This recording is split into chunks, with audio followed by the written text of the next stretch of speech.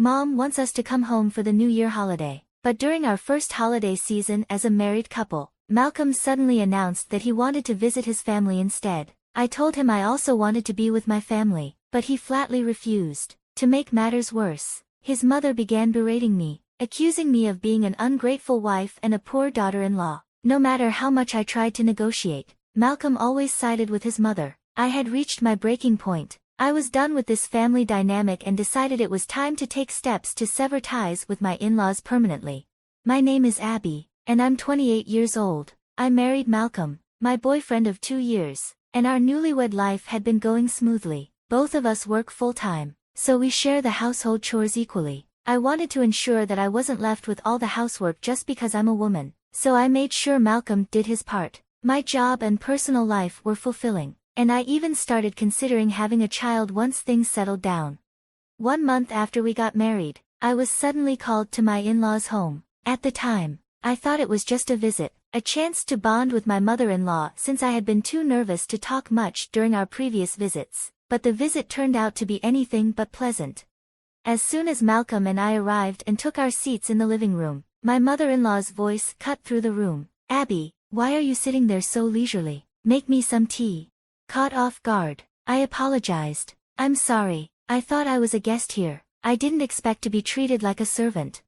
My mother-in-law watched me prepare the tea with growing impatience. "You're taking too long. It's common sense to warm the cup first," she huffed. Malcolm and my father-in-law remained silent. I wondered why she didn't just make the tea herself if she had so many complaints. My tea-making skills might not have been perfect, but I was frustrated by her rigid expectations.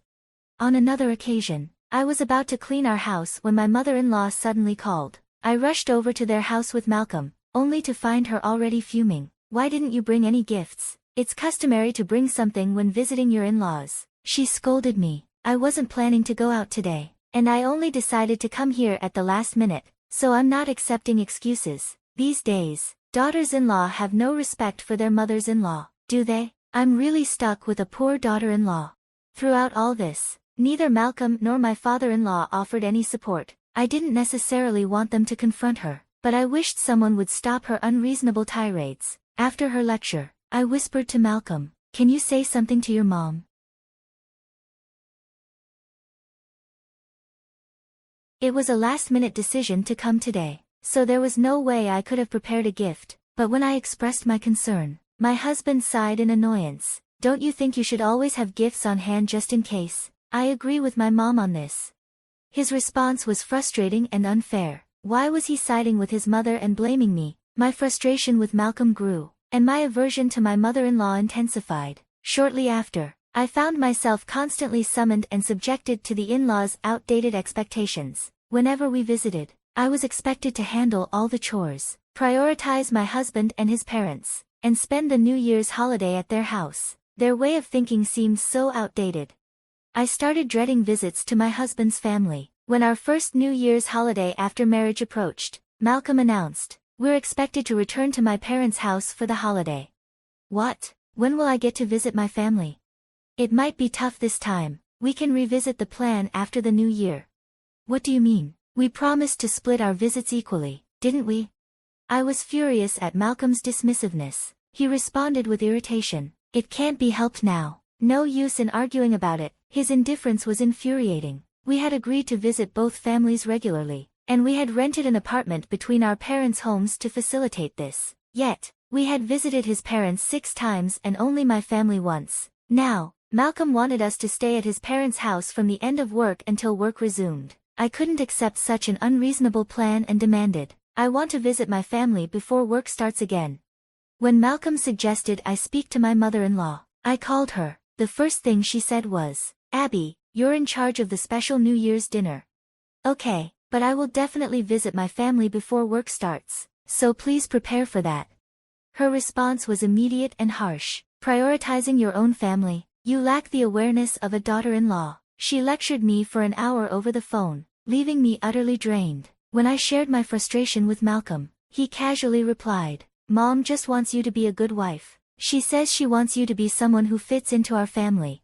His indifferent attitude only added to my frustration. In the end, we spent the entire New Year's holiday at my in-laws' house. It's your first new year as a married couple, so you should prioritize them, my mother said. Reluctantly, I complied. During our stay, I worked tirelessly, preparing meals, cleaning the house, doing laundry, and taking out the trash.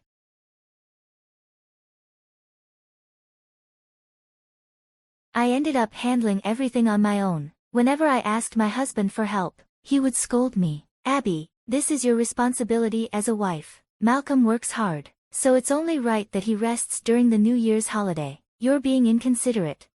I work full-time too, you know, I retorted silently. Because of you, I haven't had a chance to rest at all during the holidays. Despite my frustration, I didn't want to start the year off with a fight. It was our first new year as a married couple, so I gritted my teeth and endured the holiday at my in-laws' house. I hadn't seen my family since the year began. Malcolm casually said, "I'm tired, I'll stay home," leaving me to visit my family alone. That was probably when I started losing trust in him.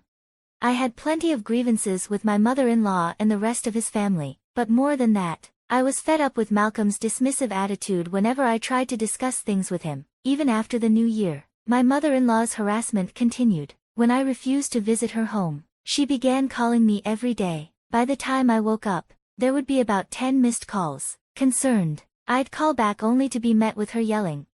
"So, you finally woke up. You're failing in your duties as a wife. You should be up at 5 a.m. every day making a nutritious meal for Malcolm. Even if I get home late from work, I hear you're not managing your responsibilities properly." Malcolm says it's unacceptable for a wife to stay out late. A wife who doesn't come home before her husband is the worst. Prioritize your home, you heartless girl. Actually, I earn more than your son and contribute more to our living expenses, I nearly said many times, but I kept it to myself and just brushed off her comments with a, yeah. Gradually, I stopped answering her calls and deleted her voicemails without listening to them. This continued for about a year, until the dreaded season came around again. As expected, Malcolm was relentless, insisting, "Mom says you should come home for the New Year's holiday." This time, I firmly told him, "I'm not going this year. I can't take it anymore. I'm not a housekeeper." Malcolm, annoyed by my decision, grumbled, "Abby, don't upset my mom. You married me, so you need to be considerate of my family." Excuse me, you never even bother to properly engage with my family. I've been working hard to build a good relationship with your mother, and that's why my mom is always upset, right? You need to put in more effort. Put in more effort, as if I'm the only one at fault here. My anger boiled over as my husband delivered his final blow. "Let me be clear, Abby, Mom's angry because you're a failure. Do you understand that?" At that moment, the dam I had barely been holding back broke. "A failure? It's my fault. I've been putting his family first for his sake and putting up with everything." I took a deep breath and looked him straight in the eye. "I'm cutting ties with your family. I will never see your father and mother again." My husband looked momentarily shocked, but it quickly became clear that further argument would be pointless. Surprisingly, he conceded, all right, I get it. I'll go home alone for the holidays." Our relationship grew strained after that. We spoke less at home, but honestly, I didn't care. For the first time in a while, I was able to spend New Year's with my own family, and that made me incredibly happy. When I arrived at my parents' house, my mom looked at me with concern. "Abby, is everything okay with Malcolm's family? I'm worried." "I'm fine, Mom. I made it clear to Malcolm that I won't be involved with them anymore." "I see. I hope everything will be alright." My mom still seemed uneasy, concerned in her own way about my relationship with my in-laws. After enjoying my time at home and leaving the housework to Mom, I was relaxing when the doorbell rang. "Coming," I called out as I went to answer, only to find Malcolm standing there, looking exhausted. What?" I was taken aback. I invited him in, but he remained silent, losing patience. I demanded an explanation. "What's going on? Weren't you supposed to be going to your parents' house today, Malcolm?" Slowly, Malcolm began to speak. "Mom said to bring Abby."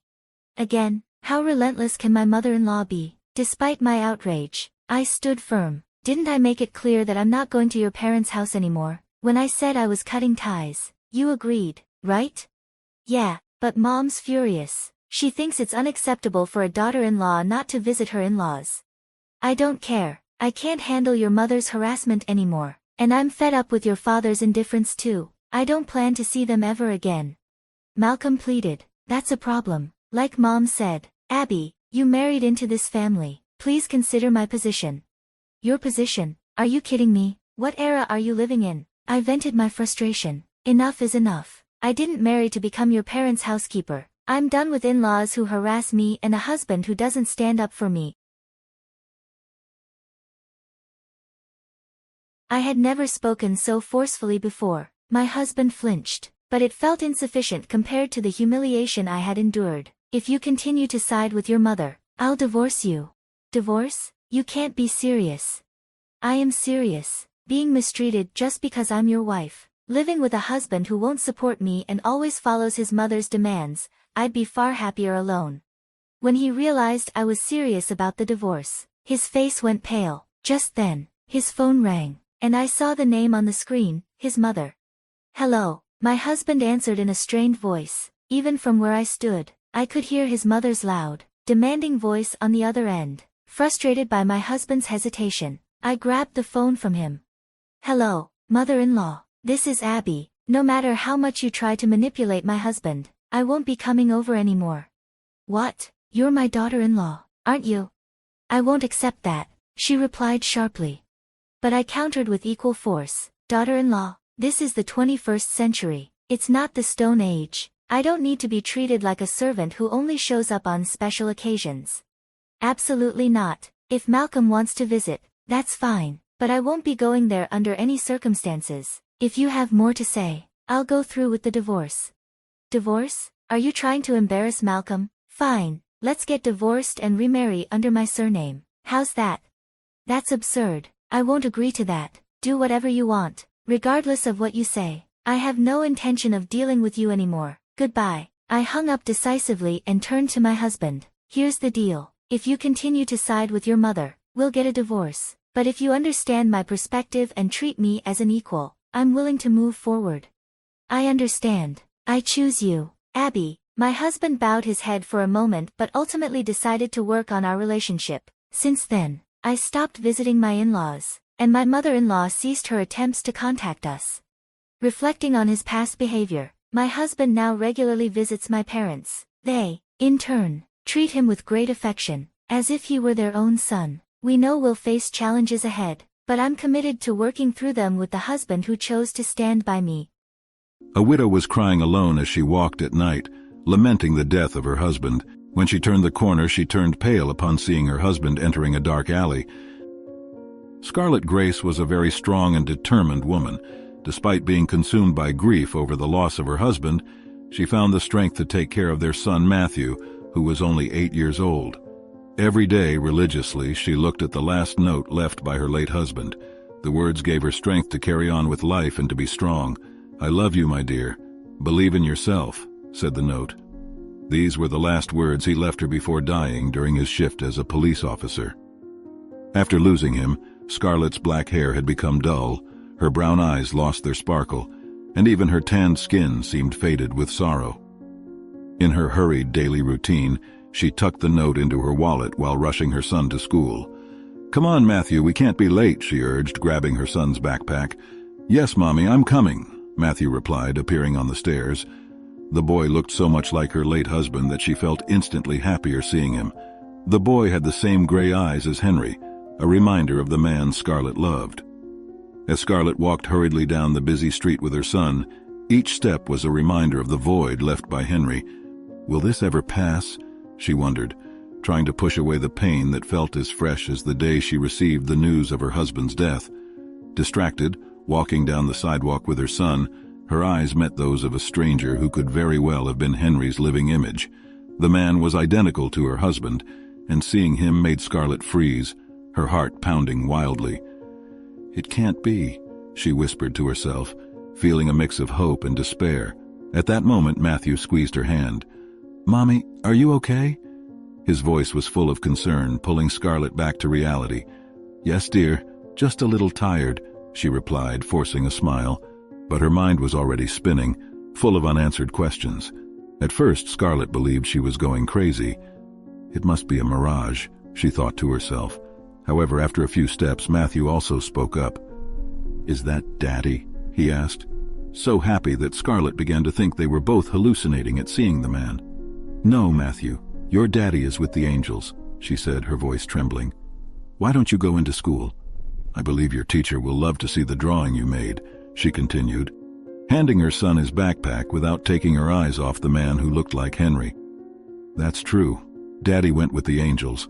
I'll make another nice drawing for him to see from heaven," Matthew said before saying goodbye to his mother at the school gate. After watching Matthew walk through the school gate, Scarlett's maternal worry turned into overwhelming curiosity. But when she turned her attention back to the man on the sidewalk, she couldn't see him. He had disappeared. "Are Matthew and I going crazy?" she thought. It had been weeks since her husband had died. Maybe the lack of him was messing with their heads. Later that day, Scarlett called Zoe, Henry's only sister, asking her to watch Matthew for a few minutes. Her sister-in-law was a brilliant and busy lawyer, so Scarlett avoided asking her for help despite Zoe's protests. "You're doing a great job on your own, Scarlett, but you can ask me for help. I'll be here," she said, looking Scarlett in the eye. "My brother would be proud of you," Zoe said, referring to how Scarlett took care of her son. However, Scarlett still hadn't gotten used to taking care of Matthew on her own. She had just started her vacation from her job as a cleaner, so it was good that she had the next few weeks to adapt to her new life, as she was still getting used to the routine of being a single mother, especially since she couldn't be sad in front of her son and needed to be strong all day long. Scarlett just wanted a few minutes to walk and clear her mind of sad thoughts. "I can't cry in front of Matthew. I need to be strong.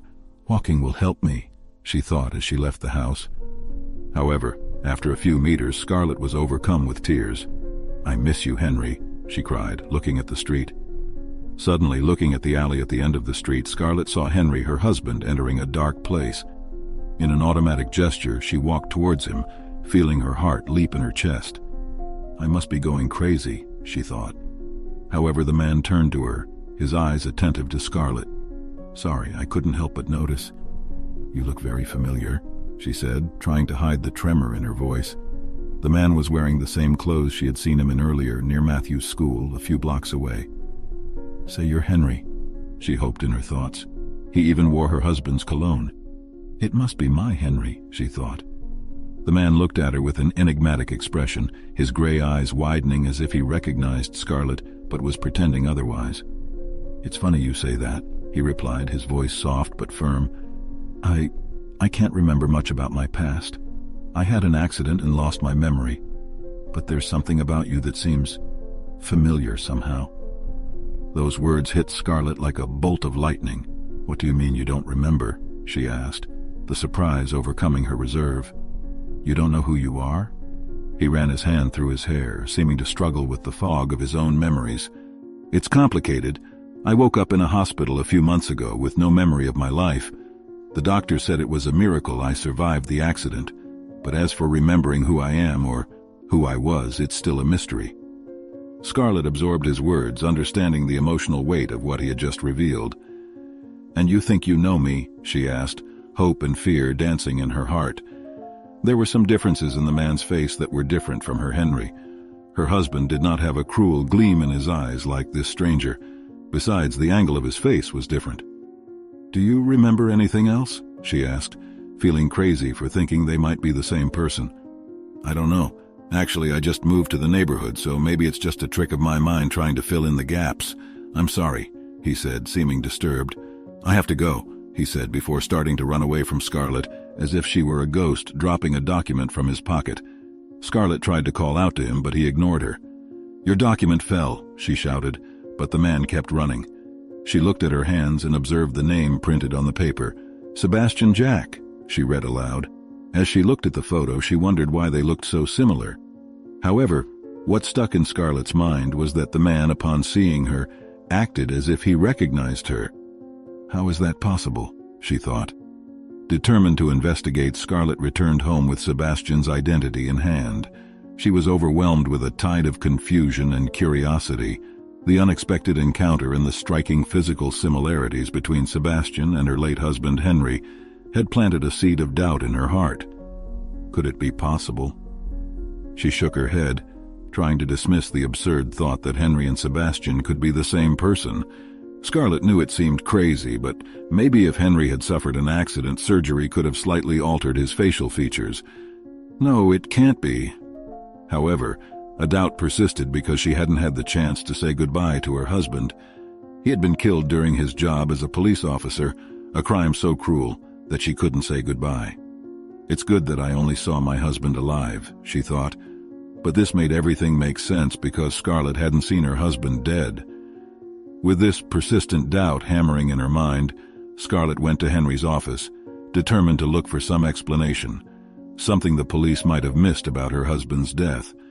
The office still carried Henry's scent from weeks ago, as if his cologne were still clinging to the old paper. She began to search through Henry's work documents, hoping to find something that could clarify her doubts about Sebastian Jack. Then, surprisingly, Scarlett found a false bottom in the desk. There she found a folder discreetly marked with Sebastian's name. Her heart pounded as she flipped through the documents and photos, revealing that Henry knew Sebastian. Or maybe they are the same person. Scarlett closely examined the photos of Sebastian, noticing small differences that separated them from the perfect image of Henry in her memory. A slightly harder look here, a slightly different angle of the face there. Still, the resemblance was undeniable. The document suggested that her husband was involved in something dangerous, possibly related to why Henry had died. In one of the papers there was a photo of Henry, but the name printed on the paper was Sebastian's, suggesting he was using this name as his own. Was Henry protecting Sebastian, or protecting himself using his name? She pondered, more confused than ever. The possibility that Henry was alive somewhere, maybe suffering from amnesia as Sebastian had suggested, was an idea she couldn't completely dismiss no matter how hard she tried. Determined to uncover the truth, Scarlett knew she needed to find Sebastian again. I need answers, she decided, driven by the need to close the wounds of the past and the fragile hope that Henry might somehow be alive.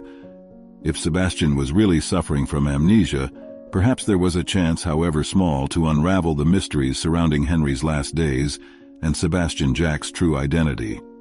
The next day, after dropping her beloved son at school, Scarlett went to the address she found in Henry's papers. Should I continue this pursuit? She thought, fearing she was losing her sanity. I can't live with this doubt, she decided as she entered an old building. Scarlett took her husband's old gun from her bag, remembering how he used to say she had baker's hands and should never have a gun.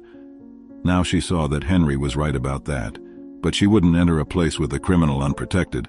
Although everything pointed to her husband being involved with a criminal organization, Scarlett still trusted him enough not to believe that, despite all the documents suggesting he had lied. My Henry wouldn't commit a crime and deceive me like this, she thought as she rang the doorbell. The hollow sound of the doorbell echoed through the empty hallway, increasing the tension Scarlett felt. She waited, her heart pounding, but there was no response. The door remained closed, a silent obstacle between her and the answer she desperately sought. Maybe no one is home, she thought, considering her next steps. However, something inside her refused to go home without trying one more time. Scarlett was about to ring the bell again when a neighbor came out of an apartment across the hallway.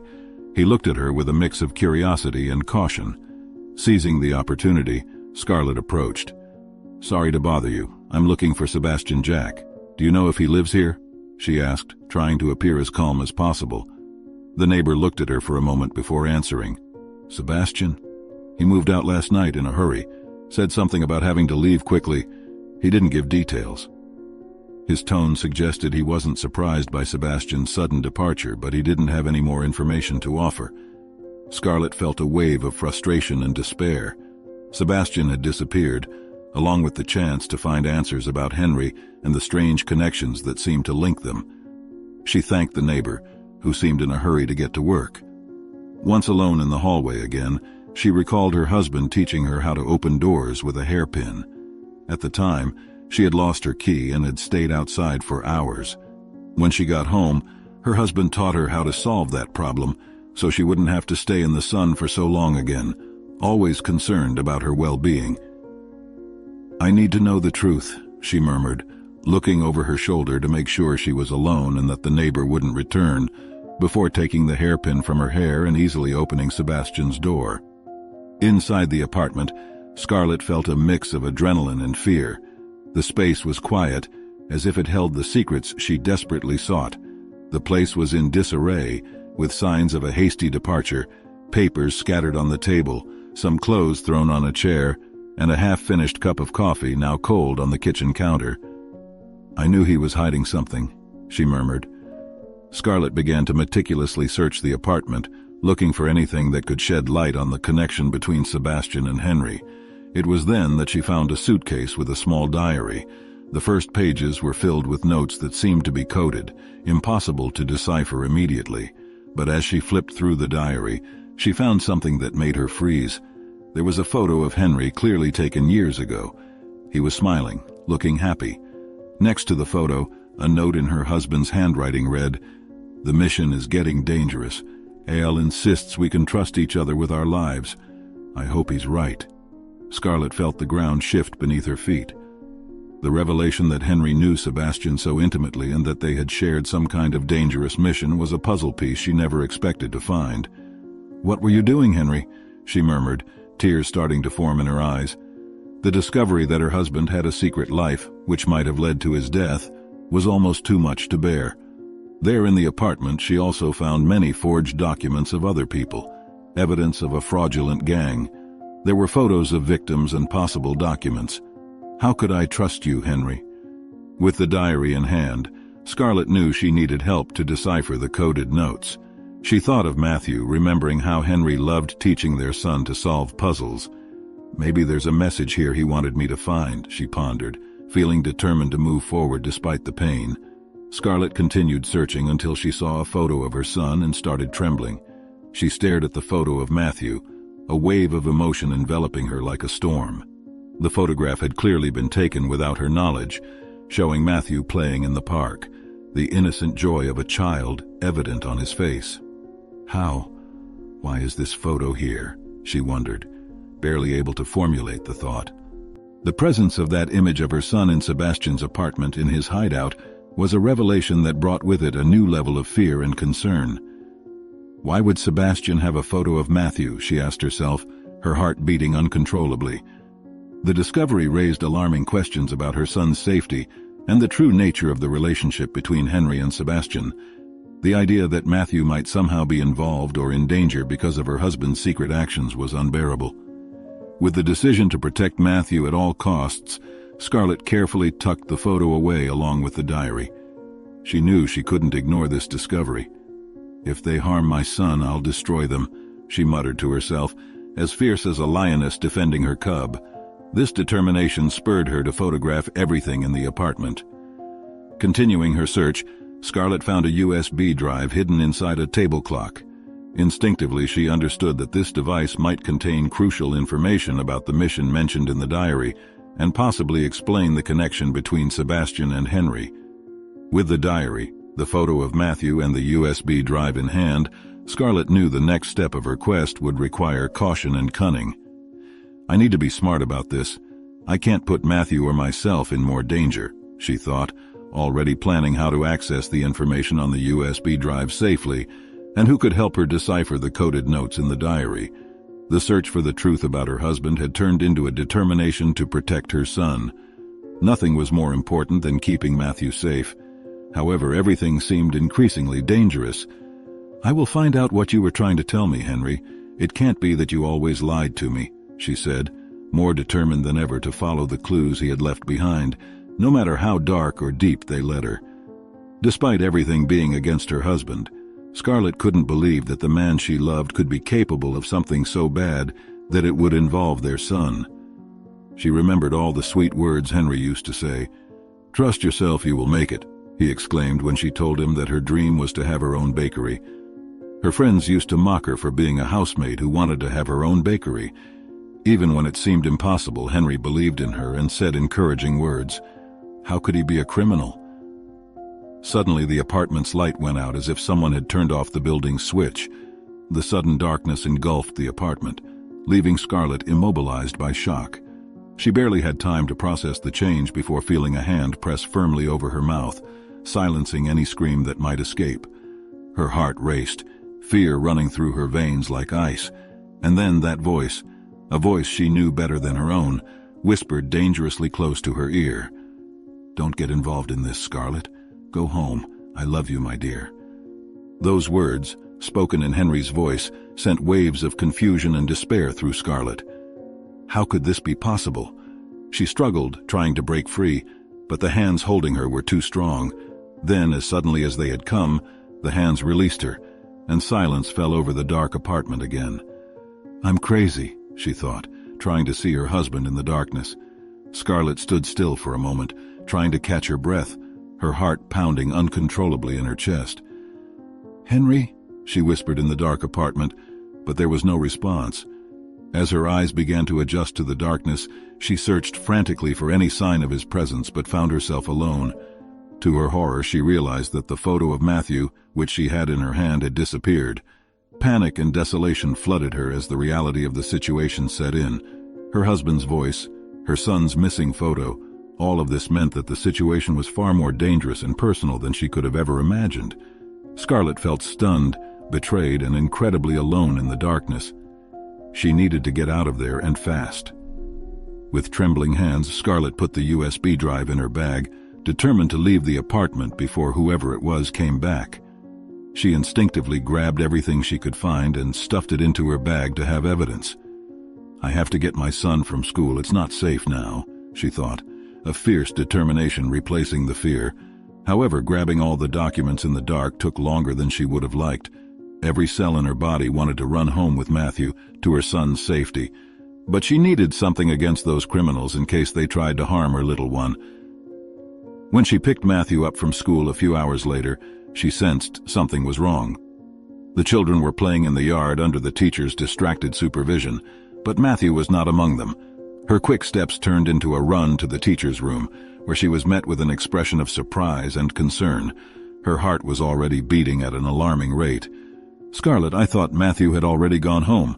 Your husband came to pick him up a few minutes ago," the teacher said, clearly unaware of the storm those words would unleash. "My husband?" Scarlett's voice was a strangled whisper, her worst fears coming to life. "This can't be happening," she thought, her heart racing. Henry had been dead for weeks, but with so many problems on her mind, she had forgotten to inform the school about the incident. Without wasting another second, Scarlett ran out of the school, panic and despair guiding her steps. She had barely processed the situation when her phone rang. With trembling hands, she answered, and a distorted voice filled her ears whose words cut her heart with surgical precision. "Scarlett, if you keep looking for answers, your Matthew won't be safe. Give up now and he will come home safely," the voice said, making Scarlett's world crumble around her. The fear of losing her son was overwhelming. Continuing her search for the truth about Henry, risking Matthew's safety, seemed impossible. Nothing was more important to her than her son, but she knew that if her husband was alive, he was in trouble. The decision was torturous, a weight she never imagined she would have to bear. And if Henry is alive and in trouble, I could lose him again to these criminals, she thought, unable to believe her husband was involved in the frauds. "Who are you? What do you want from us?" Scarlett demanded from the man on the phone, trying to control the tremor in her voice. "If you harm my son, I'll destroy you," she threatened, feeling her chest tighten, fearing for Matthew's life. "It's not who I am that matters. It's what you do from now on. Give up, Scarlett, for Matthew." The call ended abruptly, leaving Scarlett in deafening silence. The options before her were cruel and time was running out. With a broken heart, she knew what she had to do. "I love you, Matthew. I'll keep you safe, no matter the cost," she whispered to herself, a silent promise to her son that she hoped she could keep. It took an hour of agony, but it felt as if time had stopped until Matthew appeared at the door. "Mommy, I had ice cream with Daddy," he said, with such joy that Scarlett had to hide the fears clouding her mind.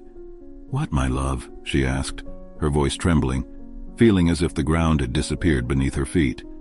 "Daddy took me to the park and we had ice cream. He's not in heaven anymore, Mommy," he rejoiced, hugging Scarlett. Matthew's words, so innocent and full of joy, were like knives in Scarlett's heart. The reunion with her son brought immense relief, but the circumstances under which it occurred plunged her into an abyss of uncertainties and fear. "He's not in heaven anymore, Mommy." How could Matthew speak so confidently about seeing his father if Henry was dead? And who was the man pretending to be her husband, dragging her son into this dangerous charade? The house, once a sanctuary of love and happy memories, now felt like a prison of doubts and dark secrets. Scarlett felt the weight of loneliness pressing in on her from all sides, even as she embraced her son.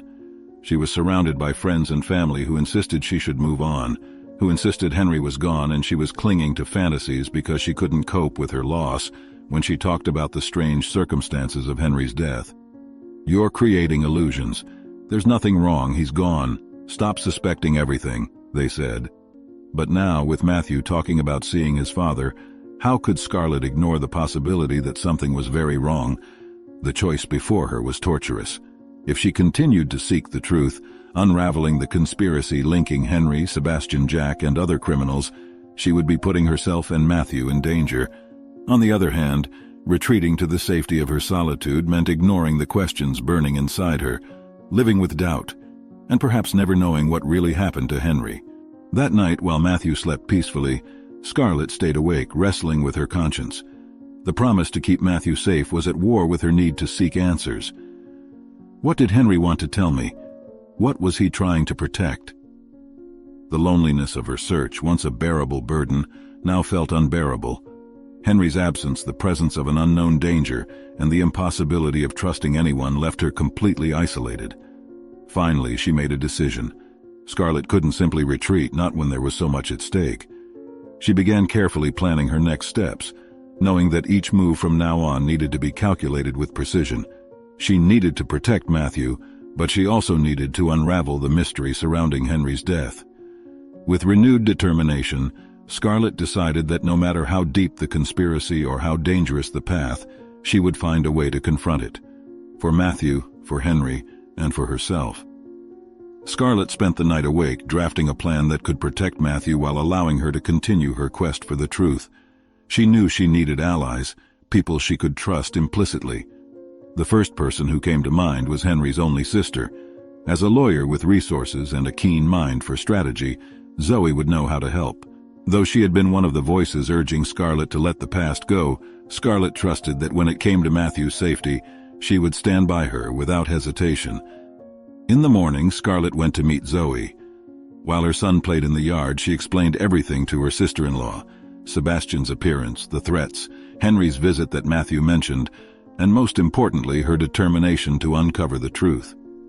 Zoe listened in silence, absorbing every word, the worry evident in her eyes. "You're not alone in this, Scarlett. We will protect Matthew no matter what it costs. I've always admired your strength for raising my brother's son alone after he was gone. I never saw you despair, even with your grief. You managed to care for him with love. I will help you," Zoe finally said, her decision bringing tears to Scarlett's eyes. Together they devised a plan to keep Matthew safe, alternating his stay between trusted family members, making it difficult for anyone to reach him. "But I must warn you, my brother is dead, Scarlett. If you go after this organization, it could be dangerous for you. Henry can no longer help you. He really is gone. If you search for these criminals, you'll be in danger." "You think I'm crazy, don't you? Matthew saw him too," Scarlett argued. "I don't care if it's risky. Even if you're right and Henry is dead, now I need to clear my husband's name. I can't let him be, maybe one day, associated with a criminal organization," she said, feeling tears streaming down her face. And if she's right, if somehow they managed to trick us into believing Sebastian was Henry, she thought, confused. "I need to know the truth, Zoe, no matter how painful or dangerous it is. I can't live in this uncertainty," Scarlett said firmly, wiping away her tears. She was determined, even knowing that this decision could lead her to confront forces she didn't fully understand. Zoe nodded, understanding her sister-in-law's determination, but the fear for her safety was palpable. "Then we'll do this together, but we need to be smart. I'll contact some friends who can help us investigate without drawing too much attention." As the two women delved deeper into the investigation, the risks became increasingly clear. Evidence began to surface, suggesting that the criminal organization Henry might have been involved with was more dangerous and influential than they had imagined. Each discovery brought with it a new level of danger, and it soon became evident that they were being watched. Scarlett began to notice unfamiliar cars parked near her house, and anonymous phone calls with veiled threats became a daily occurrence. She memorized the numbers they used to call her, noting that the numbering was different from when Matthew was taken. However, the feeling of being constantly watched was suffocating, and the isolation from her friends and family, now necessary to protect them, left Scarlett fighting against desolation. The deep crisis reached its peak one night when Scarlett returned home to find her house ransacked. Nothing had been stolen, but the message was clear: she was in danger, and Matthew could be too if she didn't abandon her quest. Sitting amidst the wreckage of her daily life, Scarlett faced the harshest reality. Continuing her investigation meant risking not only her life, but also that of her son and the people she loved. If Matthew had been home when the criminals broke in, the worst could have happened. She remembered her husband's words: "When a criminal is close to being discovered, they take exaggerated measures. That's how we catch them." Scarlett felt she was close to uncovering the truth, which was why they came to her house. However, if she continued, she knew everything could become even more problematic. Scarlett knew she was taking a risky decision, but she had no choice but to report everything she had seen. She already had enough evidence to bring the criminals to justice, having gathered everything she found in the apartment on the USB drive and the documents Henry had left. However, she needed a confession to end it all. Despite feeling alone, her husband's sister had helped her gather evidence, even though she didn't believe Henry was alive. Now Scarlett knew she was on her own and had to solve everything by herself. "I have to protect my family at all costs," she said, resolute. The criminal network was a very powerful organization, according to the evidence. They operated nationwide, blackmailing and forging documents. They even posed as important people, infiltrating power structures to manipulate events in their favor, becoming almost untouchable due to their influence and the fear they spread. Henry somehow had become involved with this organization, or against it, fighting secretly to dismantle it, or perhaps being forced to work under its shadow. With the evidence in hand and the weight of the world on her shoulders, Scarlett made the call that could change everything. The number she had memorized from the previous threatening call was now her only direct line to face the criminal network that had disrupted her life and apparently involved Henry in ways she was still struggling to comprehend. "They need to be stopped for Matthew to be safe," Scarlett whispered to herself as she dialed the number with trembling fingers. The man on the other end tried to threaten her, but Scarlett was not intimidated and arranged a meeting with him to hand over everything she had against them. They might kill me, she thought, but there was no turning back. She couldn't allow them to harm her son or tarnish her husband's name. In the peak of her strength, Scarlett prayed to God, "Lord, please protect me and Matthew from harm. I know they are dangerous, but I have your protection." She felt a greater strength take hold of her. Arriving at the designated location, a forgotten and grim area of the city, Scarlett felt her heart pounding in her chest. She activated the listening device Henry's sister had given her and proceeded into the darkness. "Lord, protect me," she prayed. Suddenly she felt a hand grab her firmly and pull her into the shadows. Before she could scream, she saw who it was: Henry, alive, standing before her. The shock and joy of seeing him again were almost too much for Scarlett, but before she could fully process the situation, Henry pulled her close and kissed her passionately. She had no doubts about who he was. She would recognize that kiss even if everything around her ceased to exist. "I have a lot to explain, my love, but now we need to be quick," Henry said, his voice filled with urgency and relief at seeing her. Scarlett couldn't believe her eyes. "Is it really you, Henry? I don't believe it," she said, tears filling her eyes. Her heart raced, and the love she felt was enough for her to understand that this was the first time she had seen her husband. "I was a fool. How could I believe that Sebastian could be Henry?" There was no denying that her heart came alive seeing her husband in front of her. "You're alive, my love. I'm not crazy," she said, both to herself and to her husband. Before they could exchange more words, their presence was detected.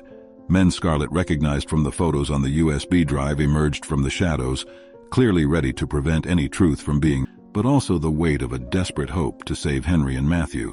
The police's decision to require a final confrontation felt both like a death sentence and a chance to end the madness once and for all.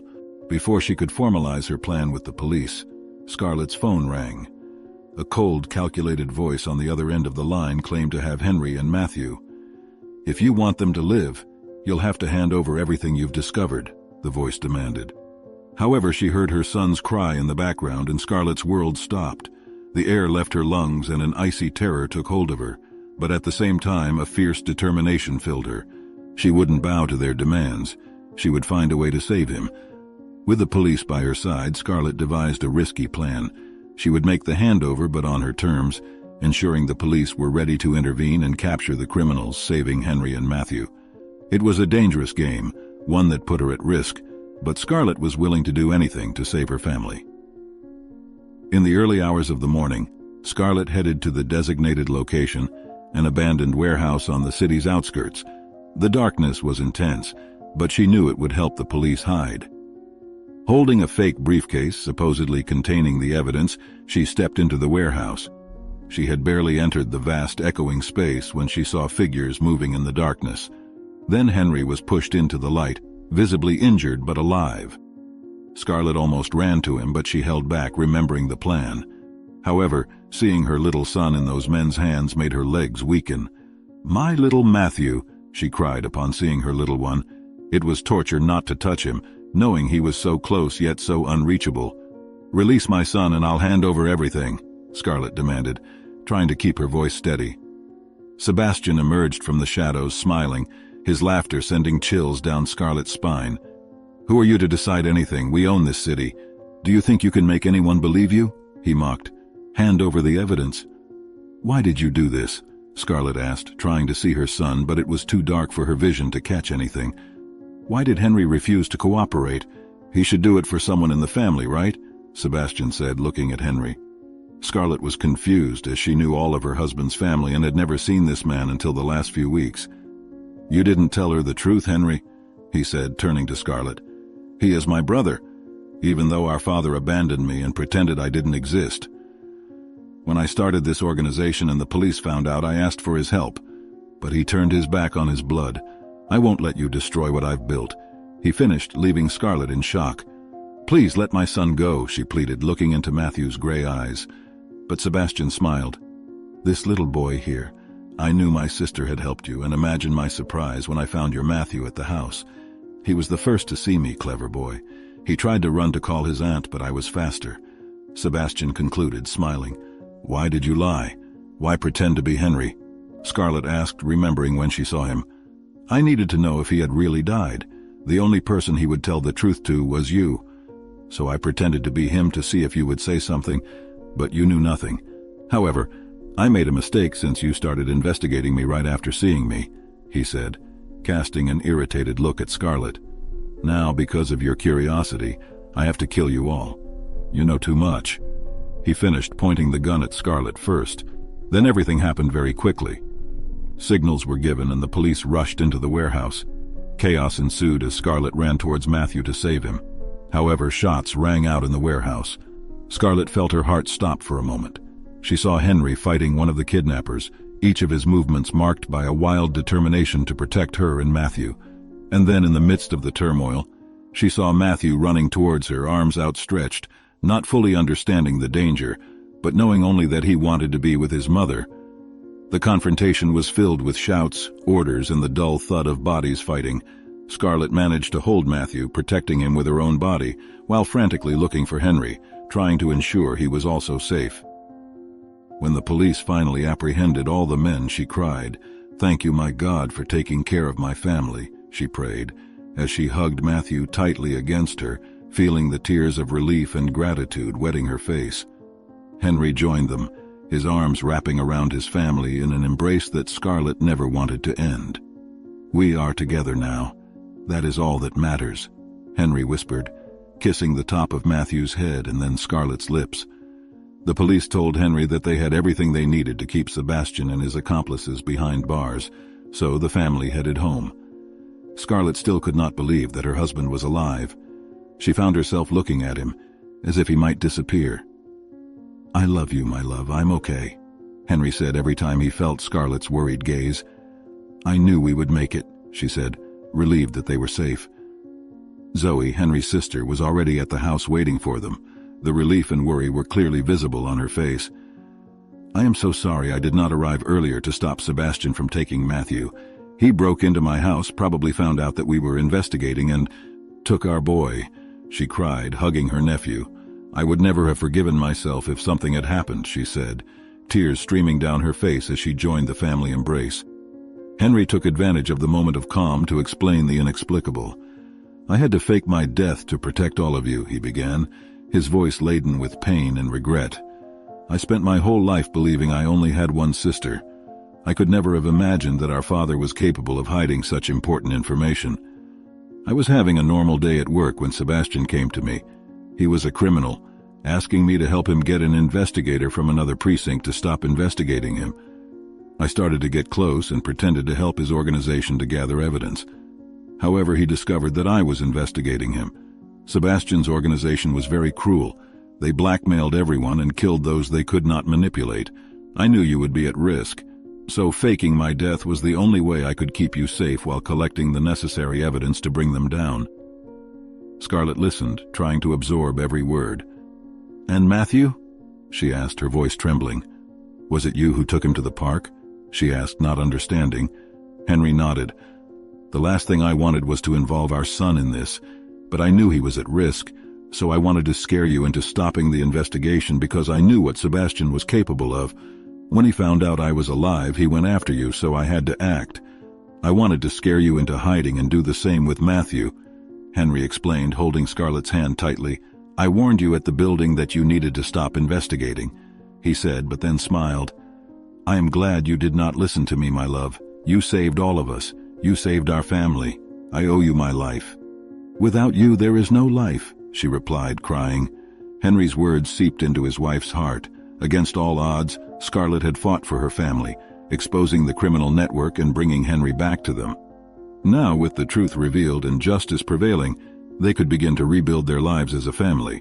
In the days that followed, as the dust settled and normalcy began to return, Scarlett, Henry, and Matthew spent their days together, strengthening the bonds that united them. They visited the park where Matthew had talked about having ice cream with his father, this time as a complete family, without fears or secrets haunting them. "I promise I will never leave you again, my love," Henry said to Scarlett, as they watched Matthew play. "No more secrets, no more darkness." As the lives of Scarlett, Henry, and Matthew stabilized after the tumultuous events, they found reasons to celebrate new beginnings. Scarlett, with the determination that had guided her through the shadows, finally fulfilled her dream of opening her own pastry shop. Called Sweet Hopes, the store quickly became a beacon in the community, a place where Scarlett's recipes filled the air with sweet promises and hope. Each cake, each sweet, was a celebration of her journey, from darkness to light, from despair to joy. Henry, in turn, was recognized for his bravery and dedication in dismantling the criminal network alongside his wife. They mentioned Scarlett's effort at a ceremony at the precinct. Henry received a Medal of Honor, a symbol of gratitude and recognition for his sacrifice and courage. His colleagues, who once mourned his loss, now celebrated his return and his achievements. Henry accepted the honor with humility, saying that the one who deserved the medal was his wife, knowing that the true reward was being able to be by his family's side, free from the shadows of the past. Henry's sister Zoe was by their side during these moments of celebration, her presence a constant reminder of the unconditional support and love that helped them overcome the challenges. The family's unity had never been stronger, and the bonds that held them together were unbreakable. One sunny afternoon, Scarlett and Henry held a small party at the pastry shop to celebrate Henry's Medal of Honor and the success of Scarlett's new venture. Friends, family, and customers gathered, sharing laughter and stories, while Matthew ran joyfully among them, his laughter filling the space with pure happiness. "Who would have thought, huh?" Henry said to Scarlett, his arm around her as they watched the celebration around them. "Of all the battles we faced, here we are, stronger and more united than ever." Scarlett smiled, her head resting on Henry's shoulder. "We did it together," she replied, "and as long as we are together, I know there is nothing we cannot face." And so, amid sweet flavors and shared memories, Scarlett and Henry looked to the future, knowing that love, courage, and hope were the true ingredients for a happy and fulfilled life. They had found their sweet victory, not only in Scarlett's pastry shop or Henry's medal, but in the simple fact of being able to be together as a family, facing whatever the future held for them. If you like this story, we invite you to like and subscribe to our channel. Your support motivates us to continue bringing exciting stories almost every day. Do not miss the next surprising narrative that is about to appear on your screen. We immensely appreciate your support. Now you can click on the links that are appearing on the screen right now. We have a special selection just for you, full of valuable stories and guaranteed entertainment. See you there. Why on earth is she here? On my way home, I was passing through a deserted park when I heard what sounded like a cat's meow coming from a trash can. Thinking someone might have played a prank and trapped it inside, I gently peered in. To my shock, I found my 3-month-old daughter there. She was supposed to be at home with my husband. In a panic, I called him, and he calmly lied, saying, "The baby's taking a nap." I couldn't believe he would abandon our own child. Furious, I decided to give him a taste of his own medicine. I'm Monica, 30 years old. I was swept off my feet by Ben, the son of my company's president, who pursued me relentlessly. We married after a whirlwind 3-month courtship, and I became a full-time housewife to support him. My husband was so kind when we were dating and newlyweds. His parents welcomed me warmly, and I was living a blissful life. However, as time passed, Ben's true nature, which I hadn't seen while dating, began to surface. About 6 months into our marriage, I joyfully discovered I was pregnant. We had been talking about wanting children soon, so I eagerly shared the news with Ben. "Really? It must be a boy," he exclaimed. "We don't know yet. I'll be happy with either, as long as the baby's healthy," I replied. "No, the baby in your belly is definitely a boy." Ben was thrilled about the pregnancy, but he had always strongly desired a son. For some reason, he became fixated on the idea that our baby was male. From that point on, Ben started telling his parents and coworkers that we were having a son. He chose a boy's name, bought boys' clothes, and kept pushing his assumptions further. I grew worried about his behavior. A few months later, at a checkup, we finally learned the baby's sex. "Honey, it's a girl," I told him. "What? Why a girl?" "I said I wanted a boy," he retorted. "We can't choose the sex, dear." "But she's growing well and will be adorable," I tried to reassure him. "That doesn't matter. You must not have taken proper care of yourself, that's why it's not a boy." I'd never heard that a pregnant woman's lifestyle could determine the baby's sex. But Ben irrationally blamed me for not having his desired son. No matter how hard I tried, there was no way I could have controlled the baby's gender. His claims were nonsensical, but I was too shocked by his harsh words to respond. I began to worry if Ben would love our daughter when she was born. For the first time, I felt anxious about our future together. After learning we were having a girl, Ben's attitude toward me noticeably cooled. "We're supposed to go shopping for baby things today. Remember?" I reminded him one day. "Oh, I'm not in the mood." "Let's skip it," he replied dismissively. "But we've had this planned." This wasn't the first time he had canceled our baby-related outings. When he thought we were having a boy, he was so eager to prepare everything. Now that we knew it was a girl, he showed no interest at all. When Ben finally came home that evening, he casually asked, "I'm home." Man, I'm starving. What's for dinner? It'll be ready soon. Please be patient, I replied, unable to hide my irritation at his nonchalant attitude after breaking our plans yet again. What's with that tone? He snapped. Nothing, I muttered. You're getting lippy. Who do you think pays for everything around here? Angered, Ben shoved me. I never expected him to get physical.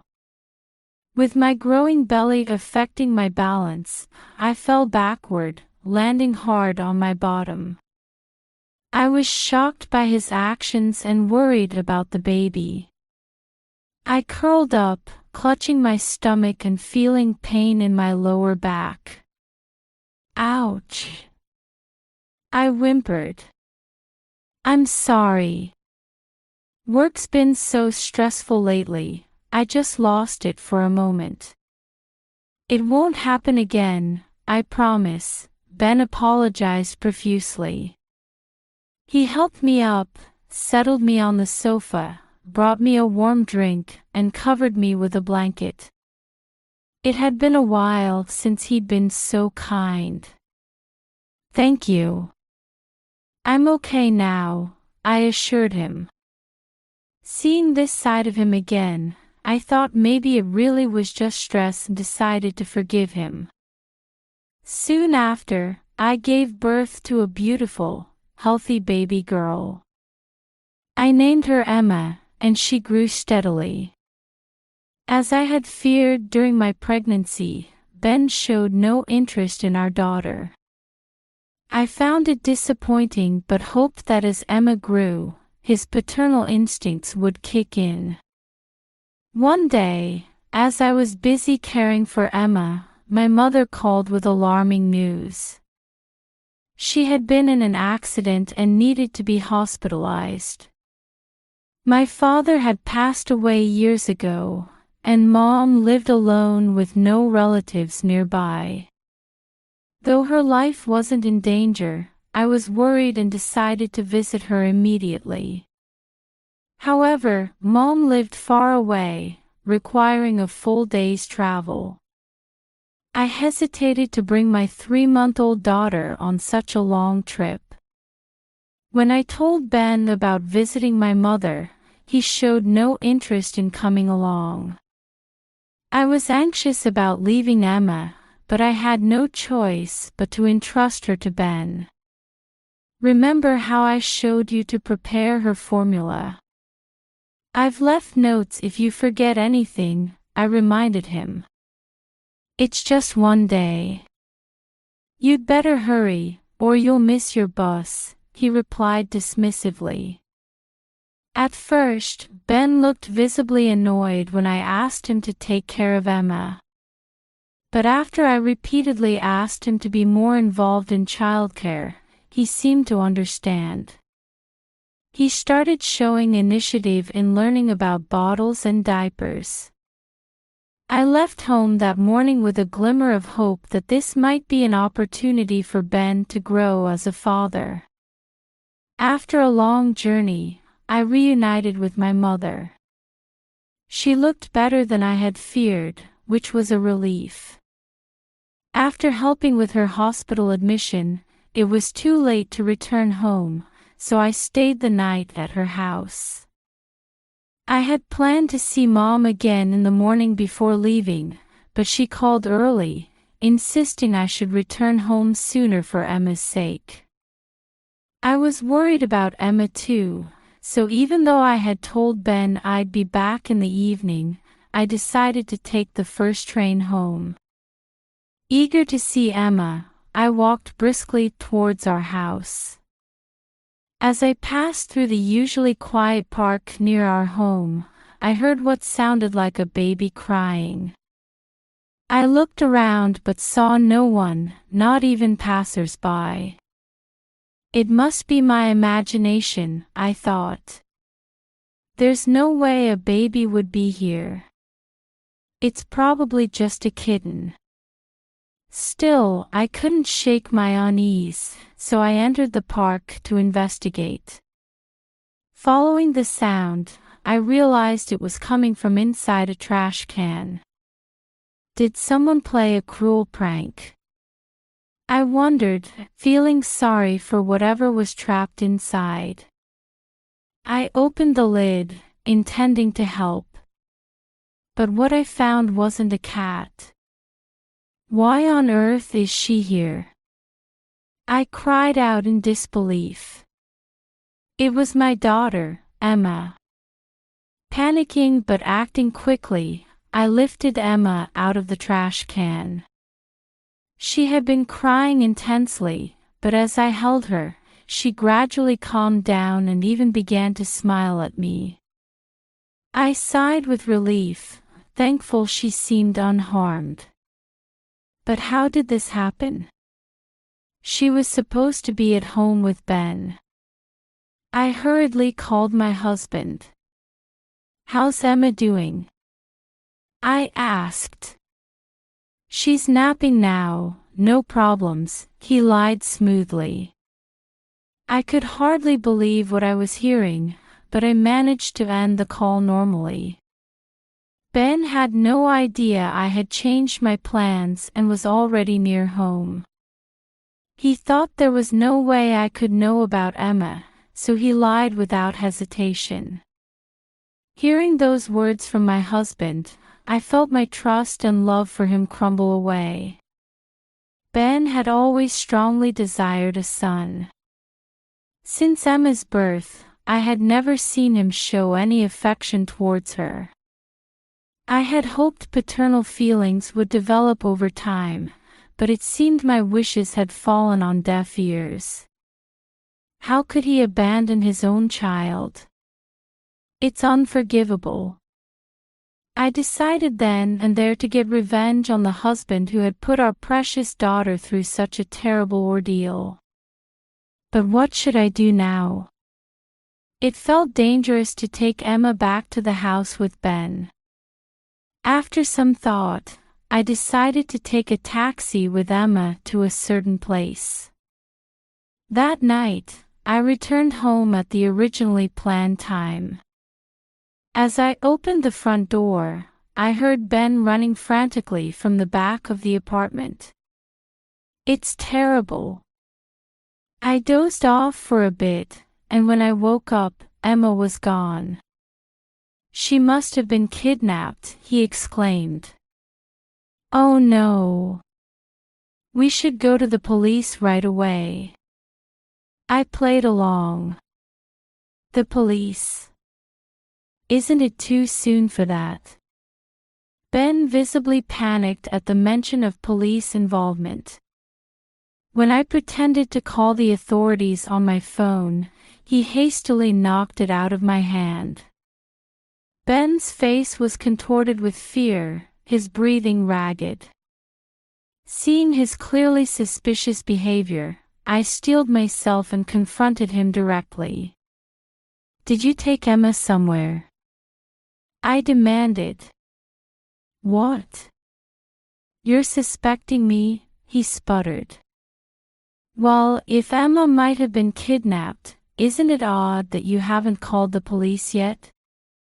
Cornered by the truth, Ben flew into a rage. "I did it to test your trust in me." "Just as I thought, you don't trust me at all." He began berating me furiously. "What? That makes no sense. What does that have to do with Emma? Tell me, where did you take her?" I glared at him. Ben's angry expression softened into a smirk. "Too bad for you. I threw your precious child in the trash can at the park." "What did you say? Are you out of your mind?" I gasped. "Of course I am. By now, she's probably been taken far away or become food for crows." "That's horrible. Is that how a father acts?" "Shut up. It's your fault for not giving birth to a boy like I told you to. Ben admitted to being the culprit but still tried to shift the blame onto me. Seeing my husband's ugly nature, committing such a terrible act and then trying to blame others, I couldn't contain my anger any longer. I'm going to the police, I declared. Ha! Go ahead and try. You're the one who'll be in trouble. You're just a housewife. How will you survive without me? That doesn't matter. I can't live with someone who would do this to our precious Emma.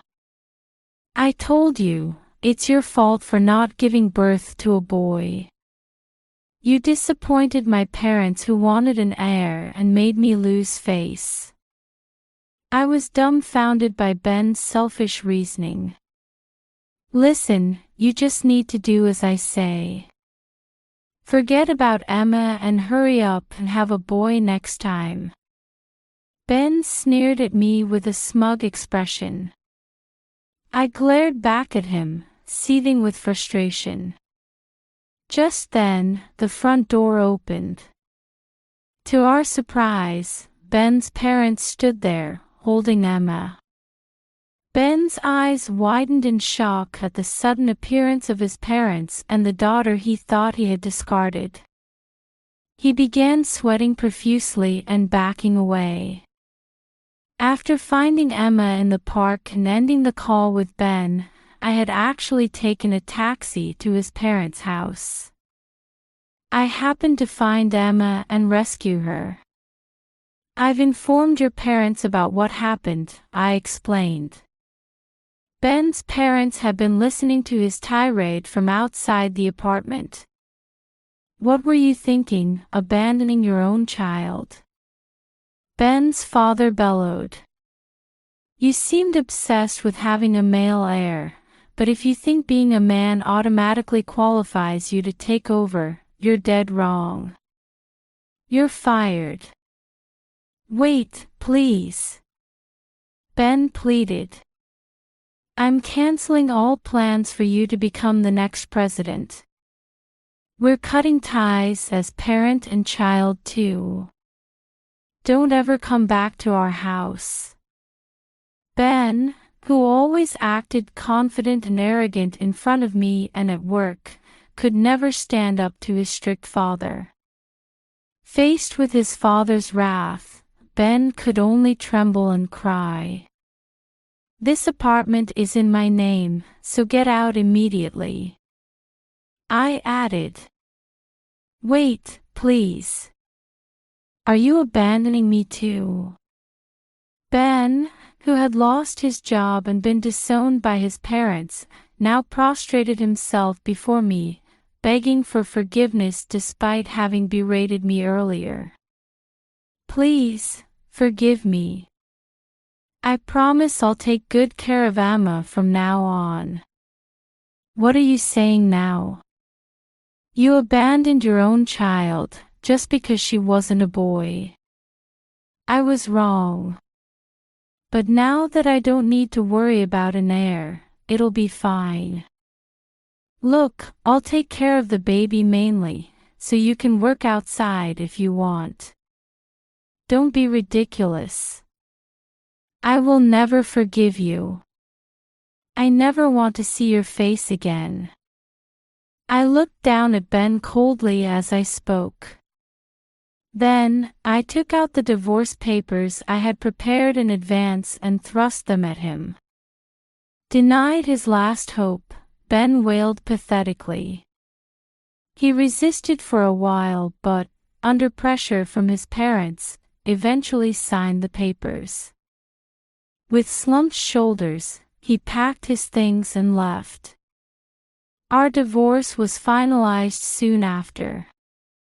I demanded $20,000 in compensation and $100,000 in child support from Ben.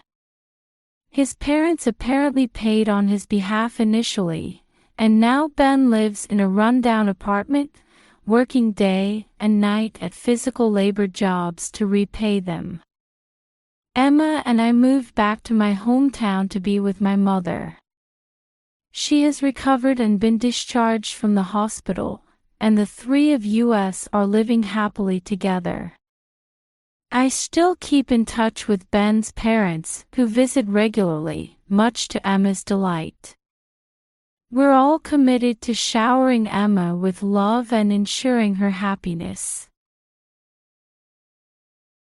A nurse was unjustly fired for helping an elderly woman who was humble and wearing dirty clothes. 5 days later, he was stunned to receive a call.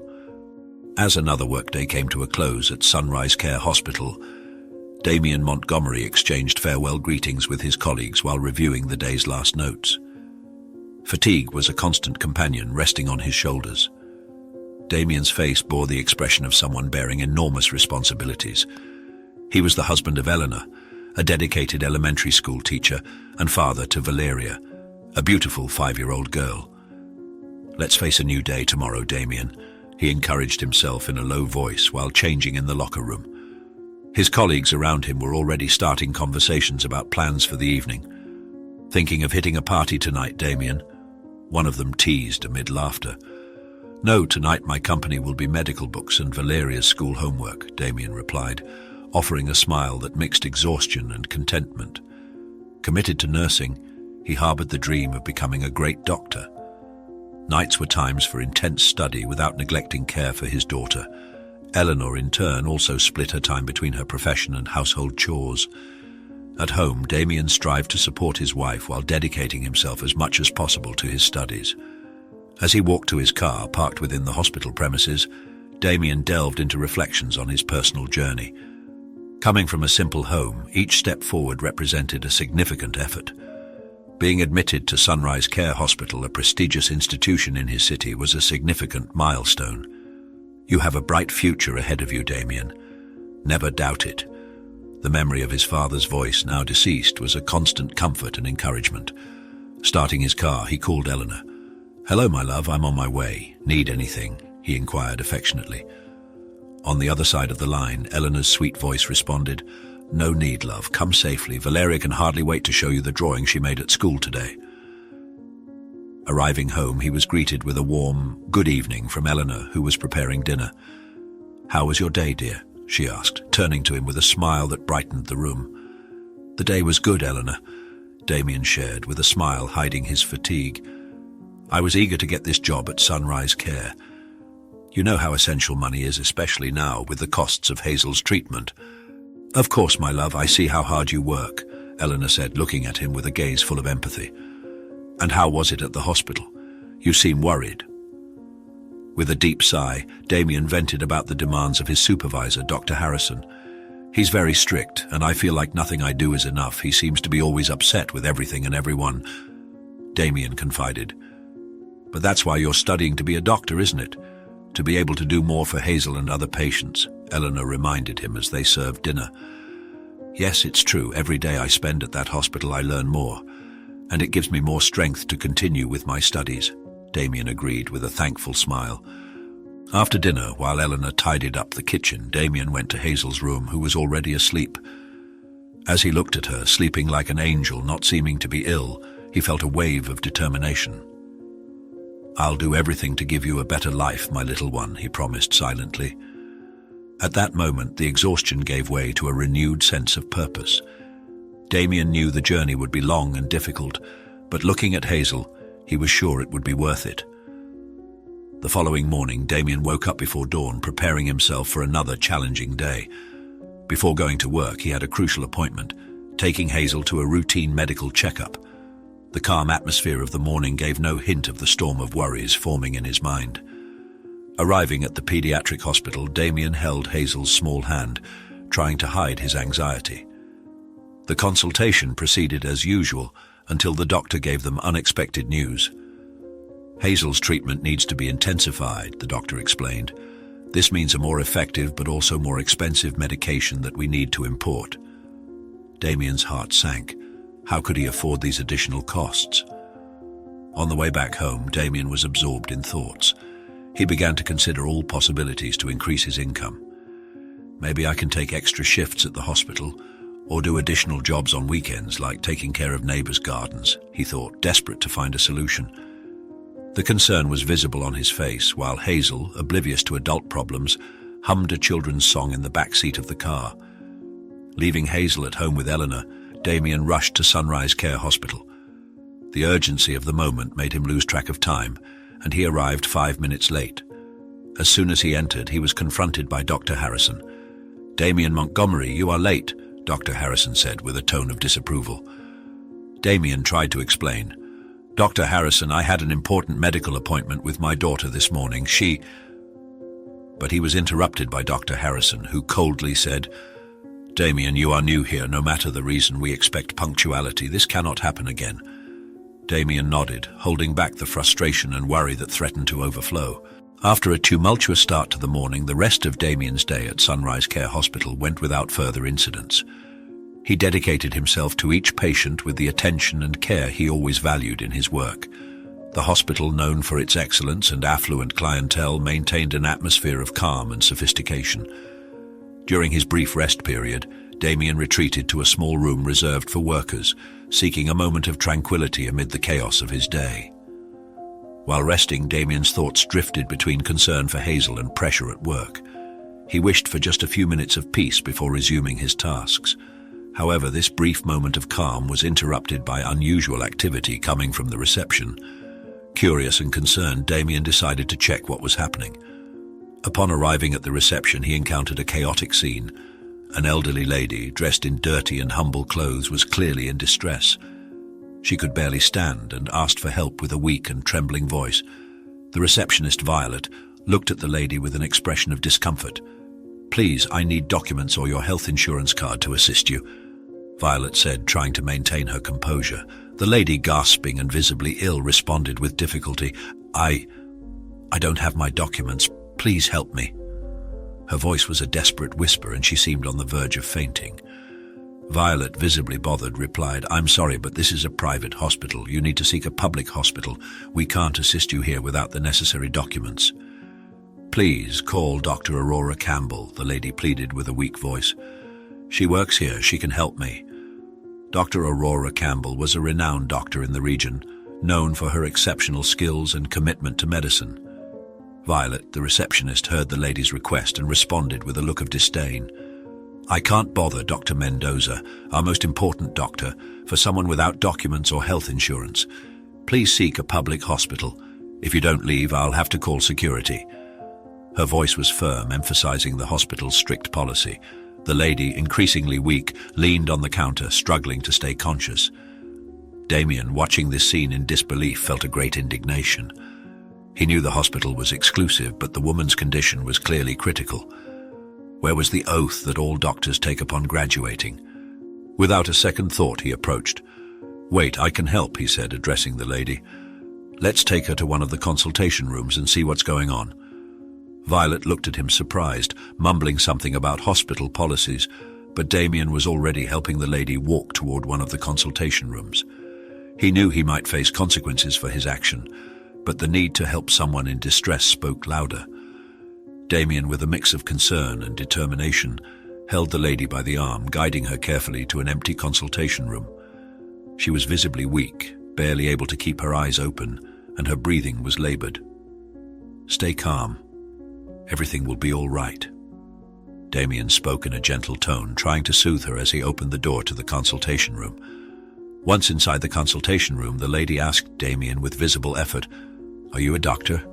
He replied as he helped her sit on a reclining chair.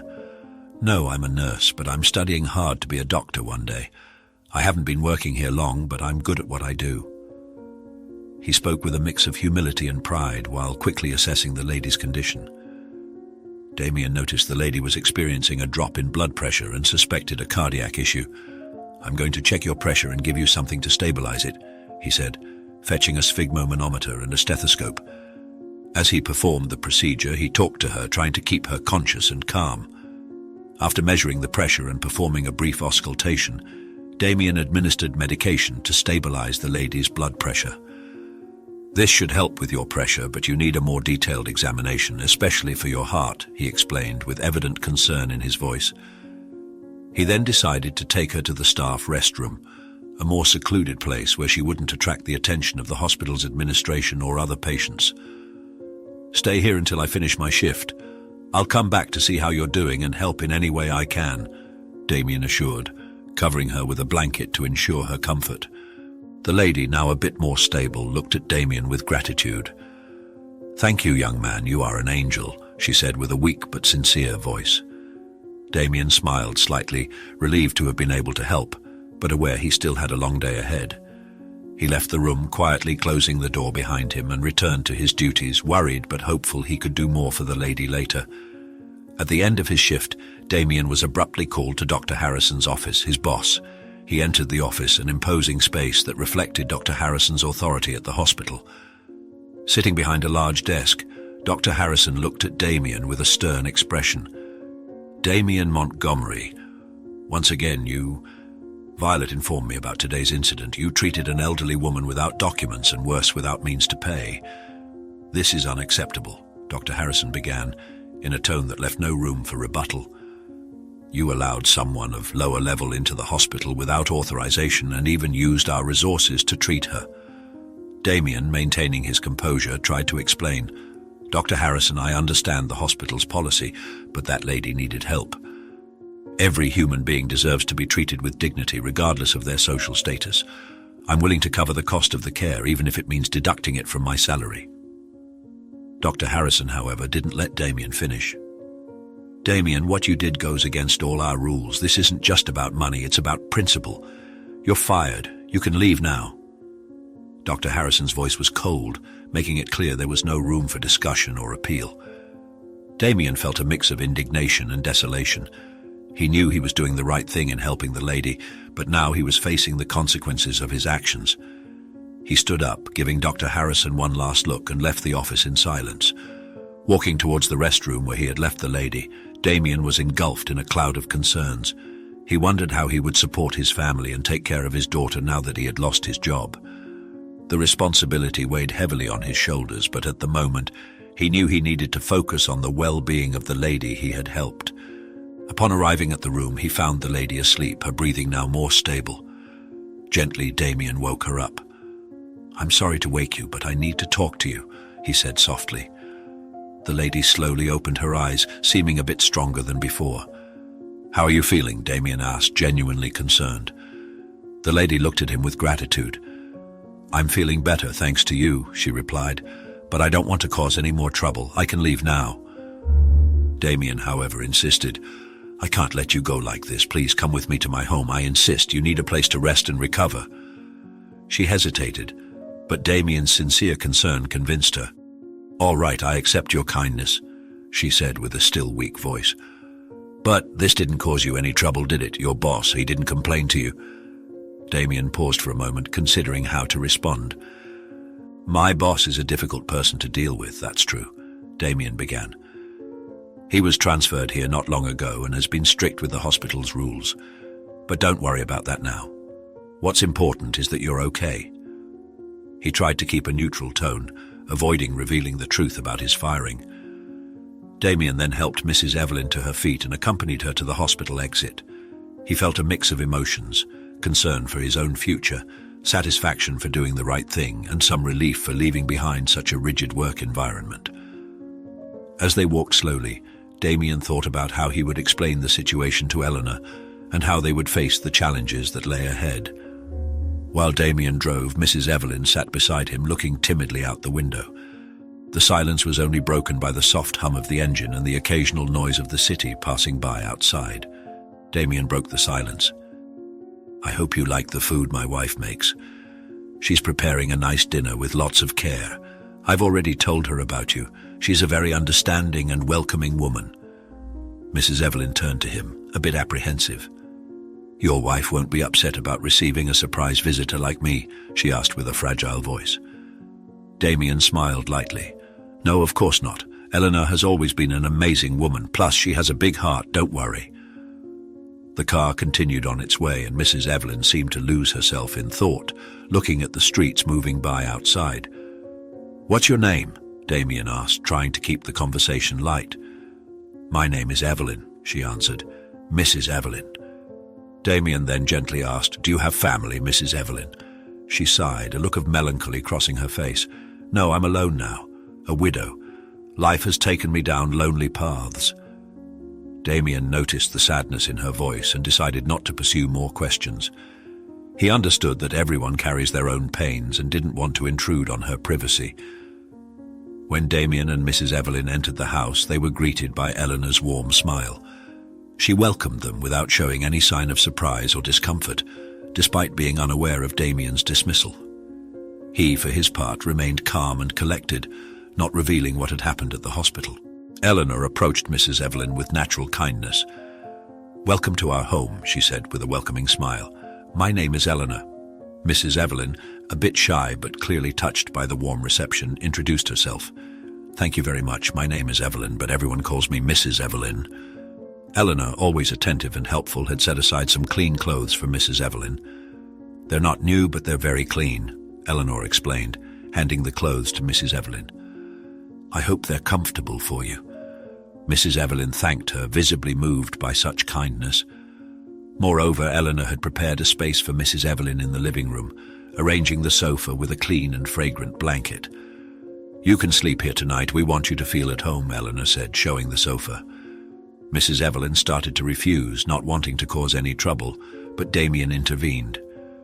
"We insist, Mrs. Evelyn. It's important to me to monitor your health tonight. Tomorrow you can decide what to do." Mrs. Evelyn, still a bit hesitant, accepted the offer. She had never been treated with such consideration and kindness before. The hospitality of Eleanor and Damien's genuine concern made her feel valued and respected. As Eleanor served dinner, Damien and Mrs. Evelyn sat in the living room. He discreetly watched over her, ensuring she was comfortable and safe. The atmosphere in Damien and Eleanor's home was one of human warmth and care, a stark contrast to the cold and impersonal environment of the hospital from which Damien had been dismissed. Mrs. Evelyn, sitting on the sofa, looked around, feeling grateful and welcomed, a rare feeling in her life in recent years. After dinner, the household's routine unfolded quietly. Damien and Eleanor put Hazel to bed, ensuring the little one was comfortable and sleepy. Then they went to check on Mrs. Evelyn. Seated on the sofa, she expressed her gratitude with simple words but laden with emotion. "Thank you for everything you're doing for me," she said, her words echoing sincerity. With Mrs. Evelyn seemingly asleep, Damien and Eleanor headed to the kitchen for a more private conversation. They spoke in low voices, careful not to disturb the night's tranquility. "Eleanor, something happened at the hospital today," Damien began hesitantly. He recounted every detail of the day, from Mrs. Evelyn's arrival to his dismissal. Eleanor listened intently, her expression alternating between concern and understanding. When Damien finished, she placed her hand on his. "You did the right thing, Damien. Helping someone in need is always the right path. God will show us a way," she said, her voice full of faith and hope. Meanwhile, from the sofa, Mrs. Evelyn was awake, listening to every word of the conversation. She had tried to sleep, but the turmoil in her mind kept her awake. Hearing about Damien's dismissal and Eleanor's concern, her heart tightened. She felt guilty for being the cause of such trouble for this generous and kind family. "The worst part," Damien continued, "is that the cost of our Hazel's treatment is increasing, Eleanor."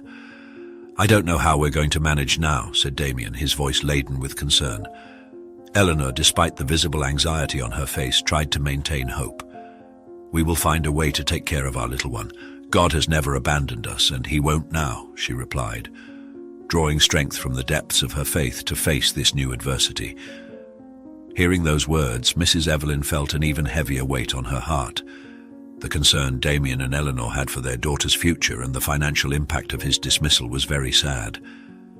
"This is all my fault. If he hadn't helped me, he would still have his job," Mrs. Evelyn thought. The feeling of sadness and responsibility overwhelmed her, leaving her immersed in thoughts about how her presence had complicated the life of this family. After a restless night listening to Damien and Eleanor's worries, Mrs. Evelyn fell asleep, her thoughts still revolving around the conversation she had overheard. When the morning arrived, bringing with it the first rays of sunlight that crept through the window, she woke up feeling a bit more stable but still laden with thoughts. Damien was the first to check on her. Finding her awake, he kindly asked, "How are you feeling this morning, Mrs. Evelyn?" she replied with a slight smile. "A bit better, thank you for your concern." Damien noticed she seemed calmer, though she still carried a thoughtful expression. Eleanor, always attentive, invited Mrs. Evelyn to have breakfast with them. The aroma of fresh coffee and toasted bread filled the kitchen, creating a warm atmosphere. Despite the challenges they faced, the couple continued to treat Mrs. Evelyn with exceptional kindness. Sitting at the table with them, Mrs. Evelyn could hardly believe such generous and welcoming people existed. During breakfast, Mrs. Evelyn expressed her gratitude. "I don't know how to thank you for everything you've done for me, but I think it's time for me to go," she said, her voice loaded with gratitude and a certain reluctance to leave. Eleanor, with her usual generosity, responded, "You can stay with us as long as you need, Mrs. Evelyn." But Mrs. Evelyn insisted, "I appreciate it from the bottom of my heart, but I can't stay any longer." Understanding her decision, Damien offered money for the taxi. "I know you lost your wallet with all your documents. Please accept this for the taxi fare," he said, extending some bills. Mrs. Evelyn hesitated, but eventually accepted. "I will repay you as soon as I can," she promised. Damien smiled kindly. "Don't worry about it." With a heart full of gratitude and a mind still concerned, Mrs. Evelyn bid farewell to the couple. She left that morning, but that goodbye definitely wasn't the end of their recent friendship. Returning to the daily routine, Damien faced the new reality of being unemployed. He began the journey of looking for a new job, distributing resumes at various hospitals in Guadalajara. Each submission was accompanied by a hope mixed with anxiety. In each hospital, he left not just a piece of paper, but also the hope for an opportunity that could change the difficult situation he found himself in. While waiting for responses, Damien didn't stand still. He began to organize himself to offer small services in nearby neighborhoods, like mowing lawns or doing minor repairs. "Maybe I can help with something around here," he told neighbors, trying to find ways to bring some money home. Each task completed brought him a small financial relief, but the concern for the future remained.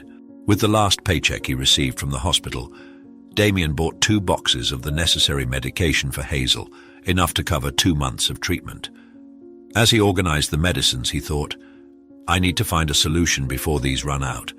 Hazel can't be without her medication, and the money Eleanor makes at the school is only enough for our food and the installment on our little house. I need to act fast to save my family." The responsibility of caring for his daughter's health weighed on his shoulders, mixing with the fear of the unknown. Despite being focused on solving immediate problems, Damien couldn't stop worrying about Mrs. Evelyn. He often wondered if she had safely reached her destination. "I hope Mrs. Evelyn is doing well and that the Lord guides her steps and her health, and if it's your will, Father, I hope to see her again," he murmured in his nightly prayers. Damien and Eleanor, despite the challenges, maintained a strong bond. They supported each other, finding strength in one another. "We'll get through this together, we're strong, we can work on whatever is necessary. I don't mind doing 2 shifts as long as our daughter gets her treatment." "I'm with you, my love, we'll get through this like we always have," Eleanor said, trying to keep an optimistic demeanor. Damien, though worried, felt strengthened by his wife's presence and support. At dawn, the sound of the phone cut through the silence of Damien's house, awakening him from his morning thoughts. With his heart racing at the possibility of a response to the numerous resumes he had distributed, he rushed to answer. It could be an interview, he thought, with a mix of hope and anxiety. On the other end of the line, a deep and polite voice asked, "Good morning, am I speaking with Damien Montgomery?" Damien confirmed, trying to contain the nervousness in his voice. "Yes, this is me. How can I help?" The voice replied, "I'm Dr. Gilbert from the Human Resources Department of a hospital.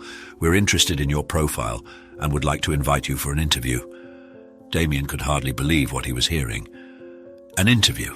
Are you sure it's for me?" he asked, almost stuttering. "Yes, Mr. Damien. We are impressed with your experience and would like to discuss it in person." Damien's excitement grew with each word. Then Dr. Gilbert provided the address for the interview, and to Damien's surprise, it was the address of Sunrise Care Hospital, his former place of work. Confused, he interrupted, "Sorry, could you repeat the address? It seems to be the same as Sunrise Care Hospital, where I used to work." Dr. Gilbert calmly confirmed, "Exactly, Mr. Damien, Sunrise Care Hospital." Damien was stunned. "But "I was working there until recently. I was dismissed," he said, trying to understand the situation. Dr. Gilbert responded, "I'm aware of your previous situation, Mr. Damien, but we'd like to speak with you again if you're interested, of course." Damien felt a mix of emotions, surprise and a bit of distrust. He didn't want to go back to working in such an elitist place, but in his current situation, how could he choose? "This is, unbelievable," he said in a somewhat disheartened but firm tone. "Of course I accept the interview. When should I attend?" he asked, still trying to process how this could be happening. Dr. Gilbert provided the details of the interview, saying he should come the following morning, and then said goodbye. After hanging up the phone, Damien remained still for a moment. The situation was very odd, but he was indeed going to that interview. Hazel was more important than anything. When Eleanor came home later that day, Damien couldn't wait to share the news of the call he had received. As soon as she entered, he rushed to meet her, his expression radiating a mix of nervousness and excitement. "Eleanor, you won't believe it. I received a phone call this morning," he began, barely containing his anxiety. Eleanor, noticing Damien's agitation, responded with a look of curiosity. "What happened? Any news?" Damien quickly explained about Dr. Gilbert's call and the invitation for an interview back at Sunrise Care Hospital. Hearing this, Eleanor's face lost some of its glow. "Damien, that's the hospital that dismissed you. They don't care about everyone, just those who have a lot of money."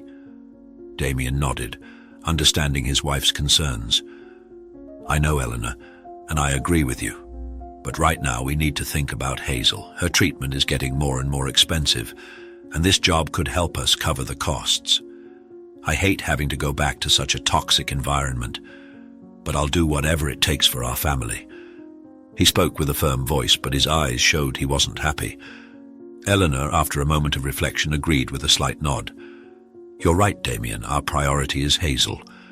But as soon as we can, we should look for something better," she said with a serene determination in her voice, albeit a bit reluctantly. Damien understood Eleanor's stance. "I promise this is a temporary solution.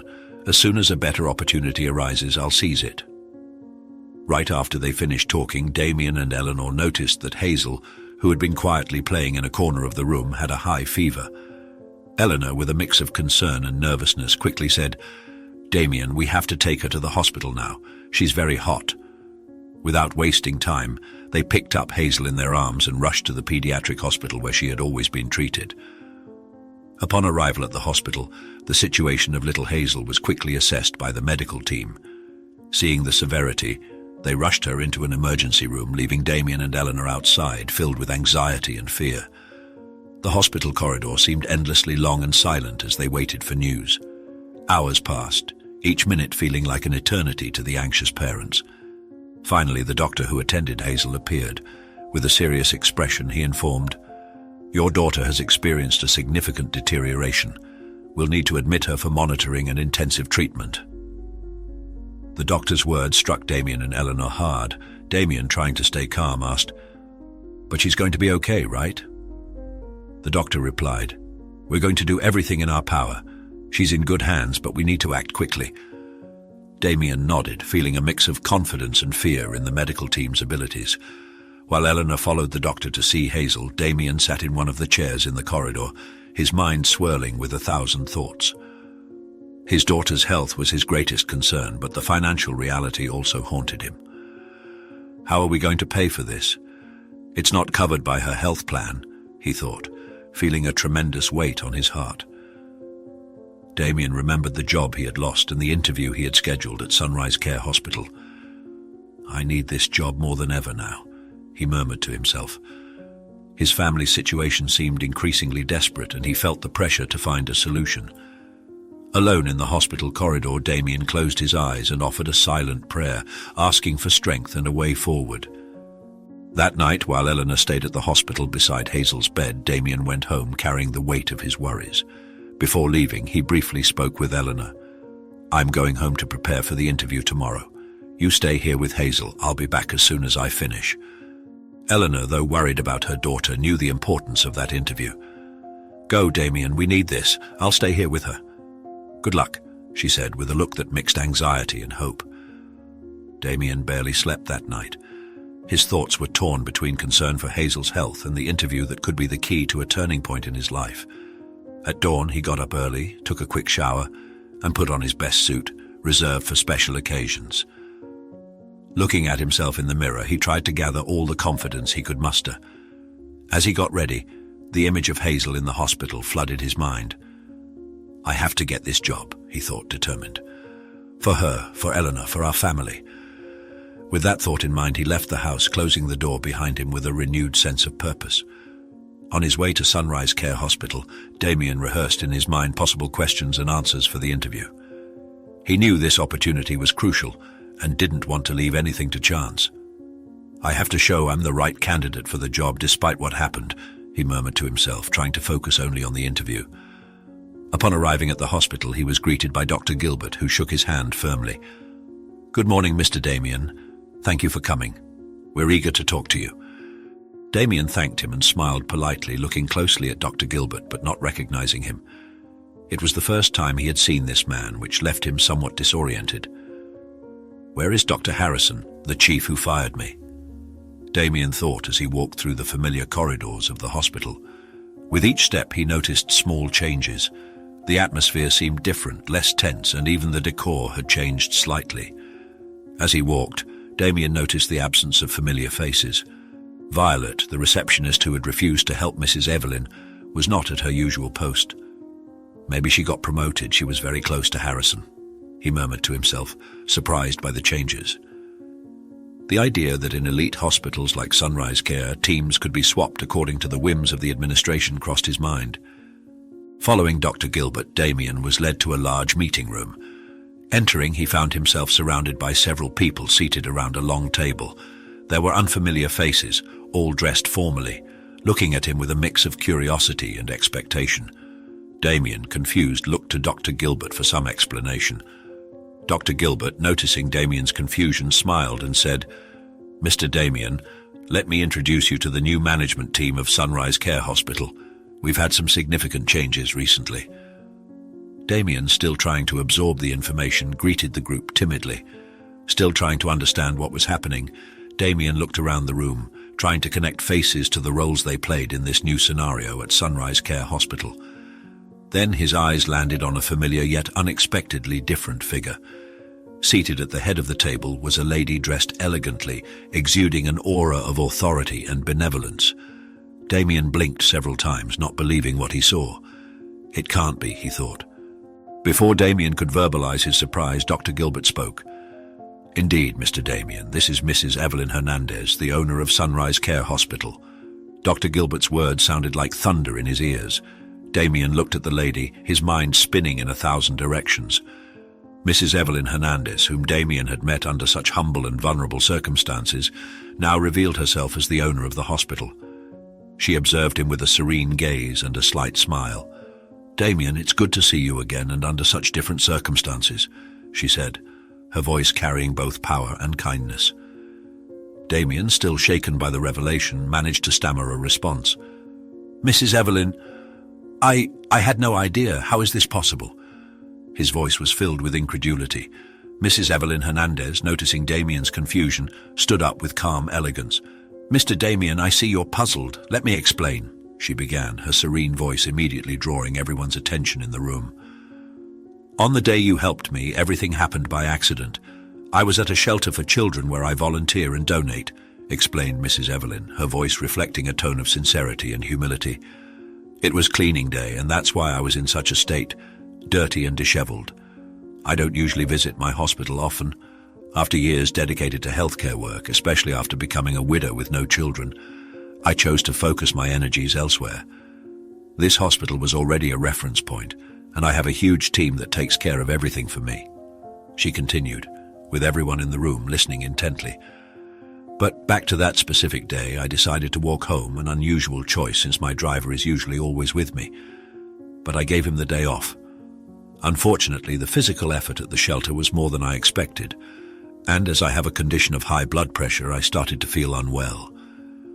Mrs. Evelyn paused, remembering that day. My hospital was coincidentally very close, so I went there hoping to be helped.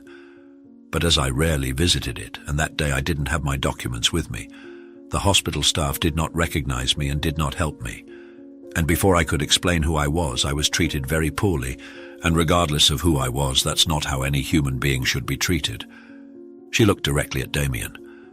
That's when you appeared, Damien. Without knowing who I was, you showed me kindness and compassion.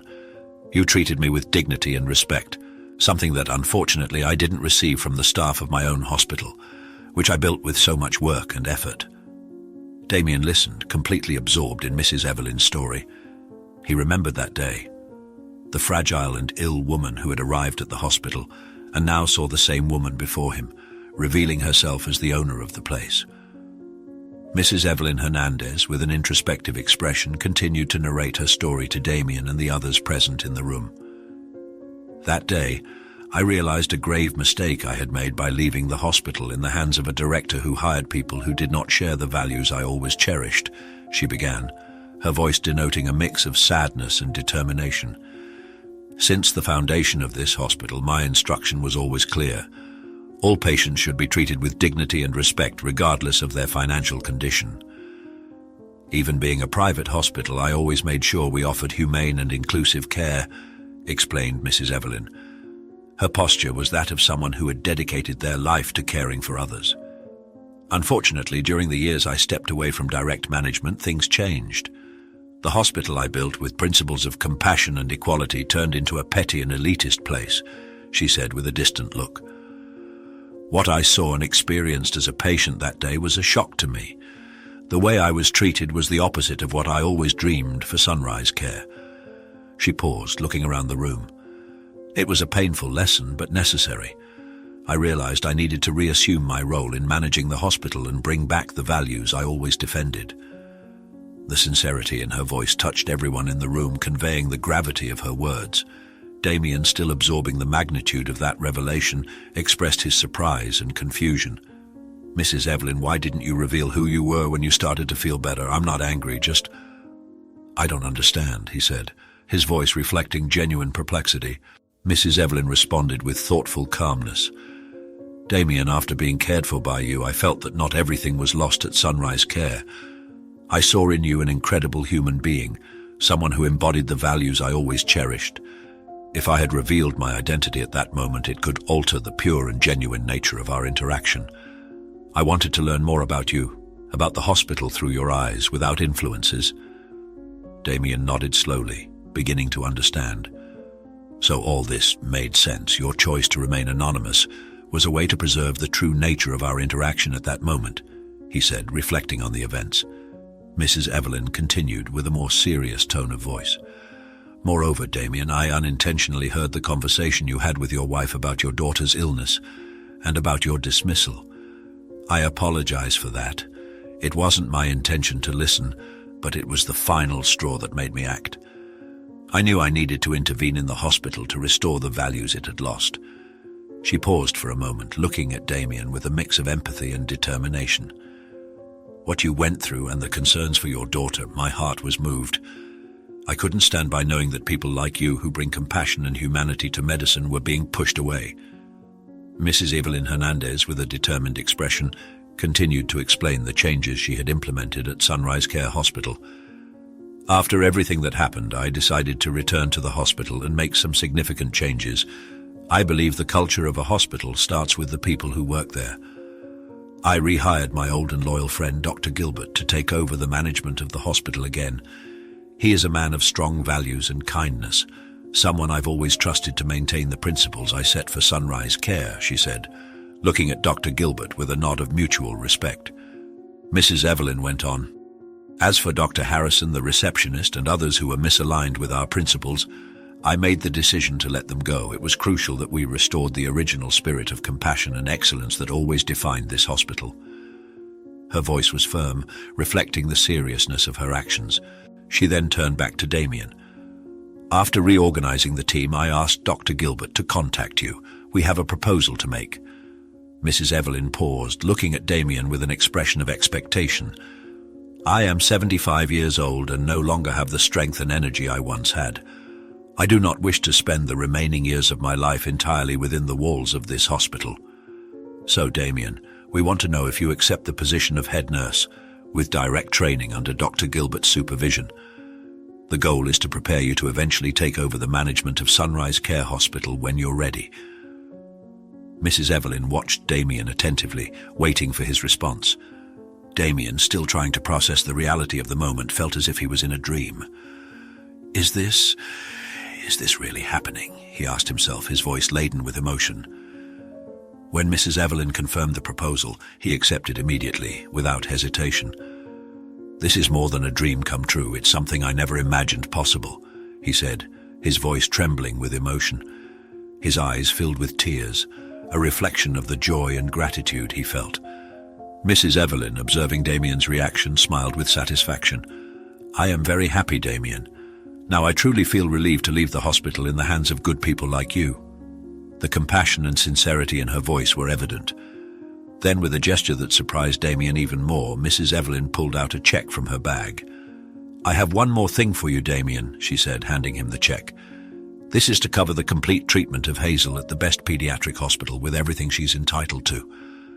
I want to ensure that your daughter receives the best possible care and finds a cure as soon as possible. Damien, holding the check in his hands, felt an overwhelming wave of emotions. Tears streamed down his face as he looked at Mrs. Evelyn, incredulous. I don't know what to say. This is more than I could ever ask for or imagine, he stammered, his voice choked with emotion. Damien looked around the room, seeing the faces of those present, all touched by the scene. Dr. Gilbert, with a kind smile, nodded in approval, recognizing the nobility of Mrs. Evelyn's gesture. Damien, with the check in hand, felt profound gratitude. Mrs. Evelyn, Dr. Gilbert, I promise to honor this trust and do everything in my power to live up to this opportunity, and I have no words to thank you for what you're doing for my daughter. His words were sincere, laden with a promise of endless dedication and gratitude. Leaving the meeting room, Damien felt completely shocked, his hands trembling and his mind racing. He needed to share the news with Eleanor immediately. Grabbing his cell phone, he called her, and as soon as she answered, the words poured out of his mouth, a mix of joy and disbelief. Eleanor, you won't believe what happened, he said, breathless with emotion. On the other end of the line, Eleanor listened attentively, tears of emotion beginning to form in her eyes. Damien, what happened? Are you okay? She asked, concerned. Damien, still trying to catch his breath, explained everything, from the job offer to the check for Hazel's treatment. Eleanor, our lives are going to change. Mrs. Evelyn, she paid for Hazel's treatment, and I'm going to be the head nurse with the prospect of managing the hospital in the future. Eleanor, on the other end of the line, began to cry with relief and happiness. That's incredible, Damien. It's a miracle. How is this possible? She exclaimed, her voice choked with emotion. I don't know, Eleanor. It feels like a dream. A gesture of kindness turned into this surreal turnaround. Damien replied, still in a state of shock. Both felt as if a ton had been lifted from their shoulders. In the following days, Damien assumed his new position at Sunrise Care Hospital. He could see that things had indeed changed for the better. There was a new spirit in the air, an energy of renewal and compassion that permeated the corridors and rooms of the hospital. Inspired by this new phase, Damien made a proposal to Mrs. Evelyn. Mrs. Evelyn, I have an idea. How about we open a separate wing of the hospital to serve needy people? We could offer quality treatment for free or at a very reduced cost. Mrs. Evelyn listened to Damien's proposal with attention, a gleam of approval in her eyes.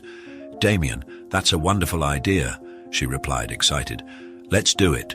I'll allocate the necessary budget for the construction of a community hospital next to Sunrise Care. It won't be just a wing, it will be a place where those in need can receive quality care without worrying about costs. Mrs. Evelyn's decision was celebrated as an innovative step and an example of social responsibility in the healthcare sector. The project for the community hospital quickly took shape, with Damien working side by side with Mrs. Evelyn and Dr. Gilbert to ensure everything went according to plan. The dream of accessible and quality healthcare was becoming a reality, and Damien felt deeply grateful and moved to be part of this change.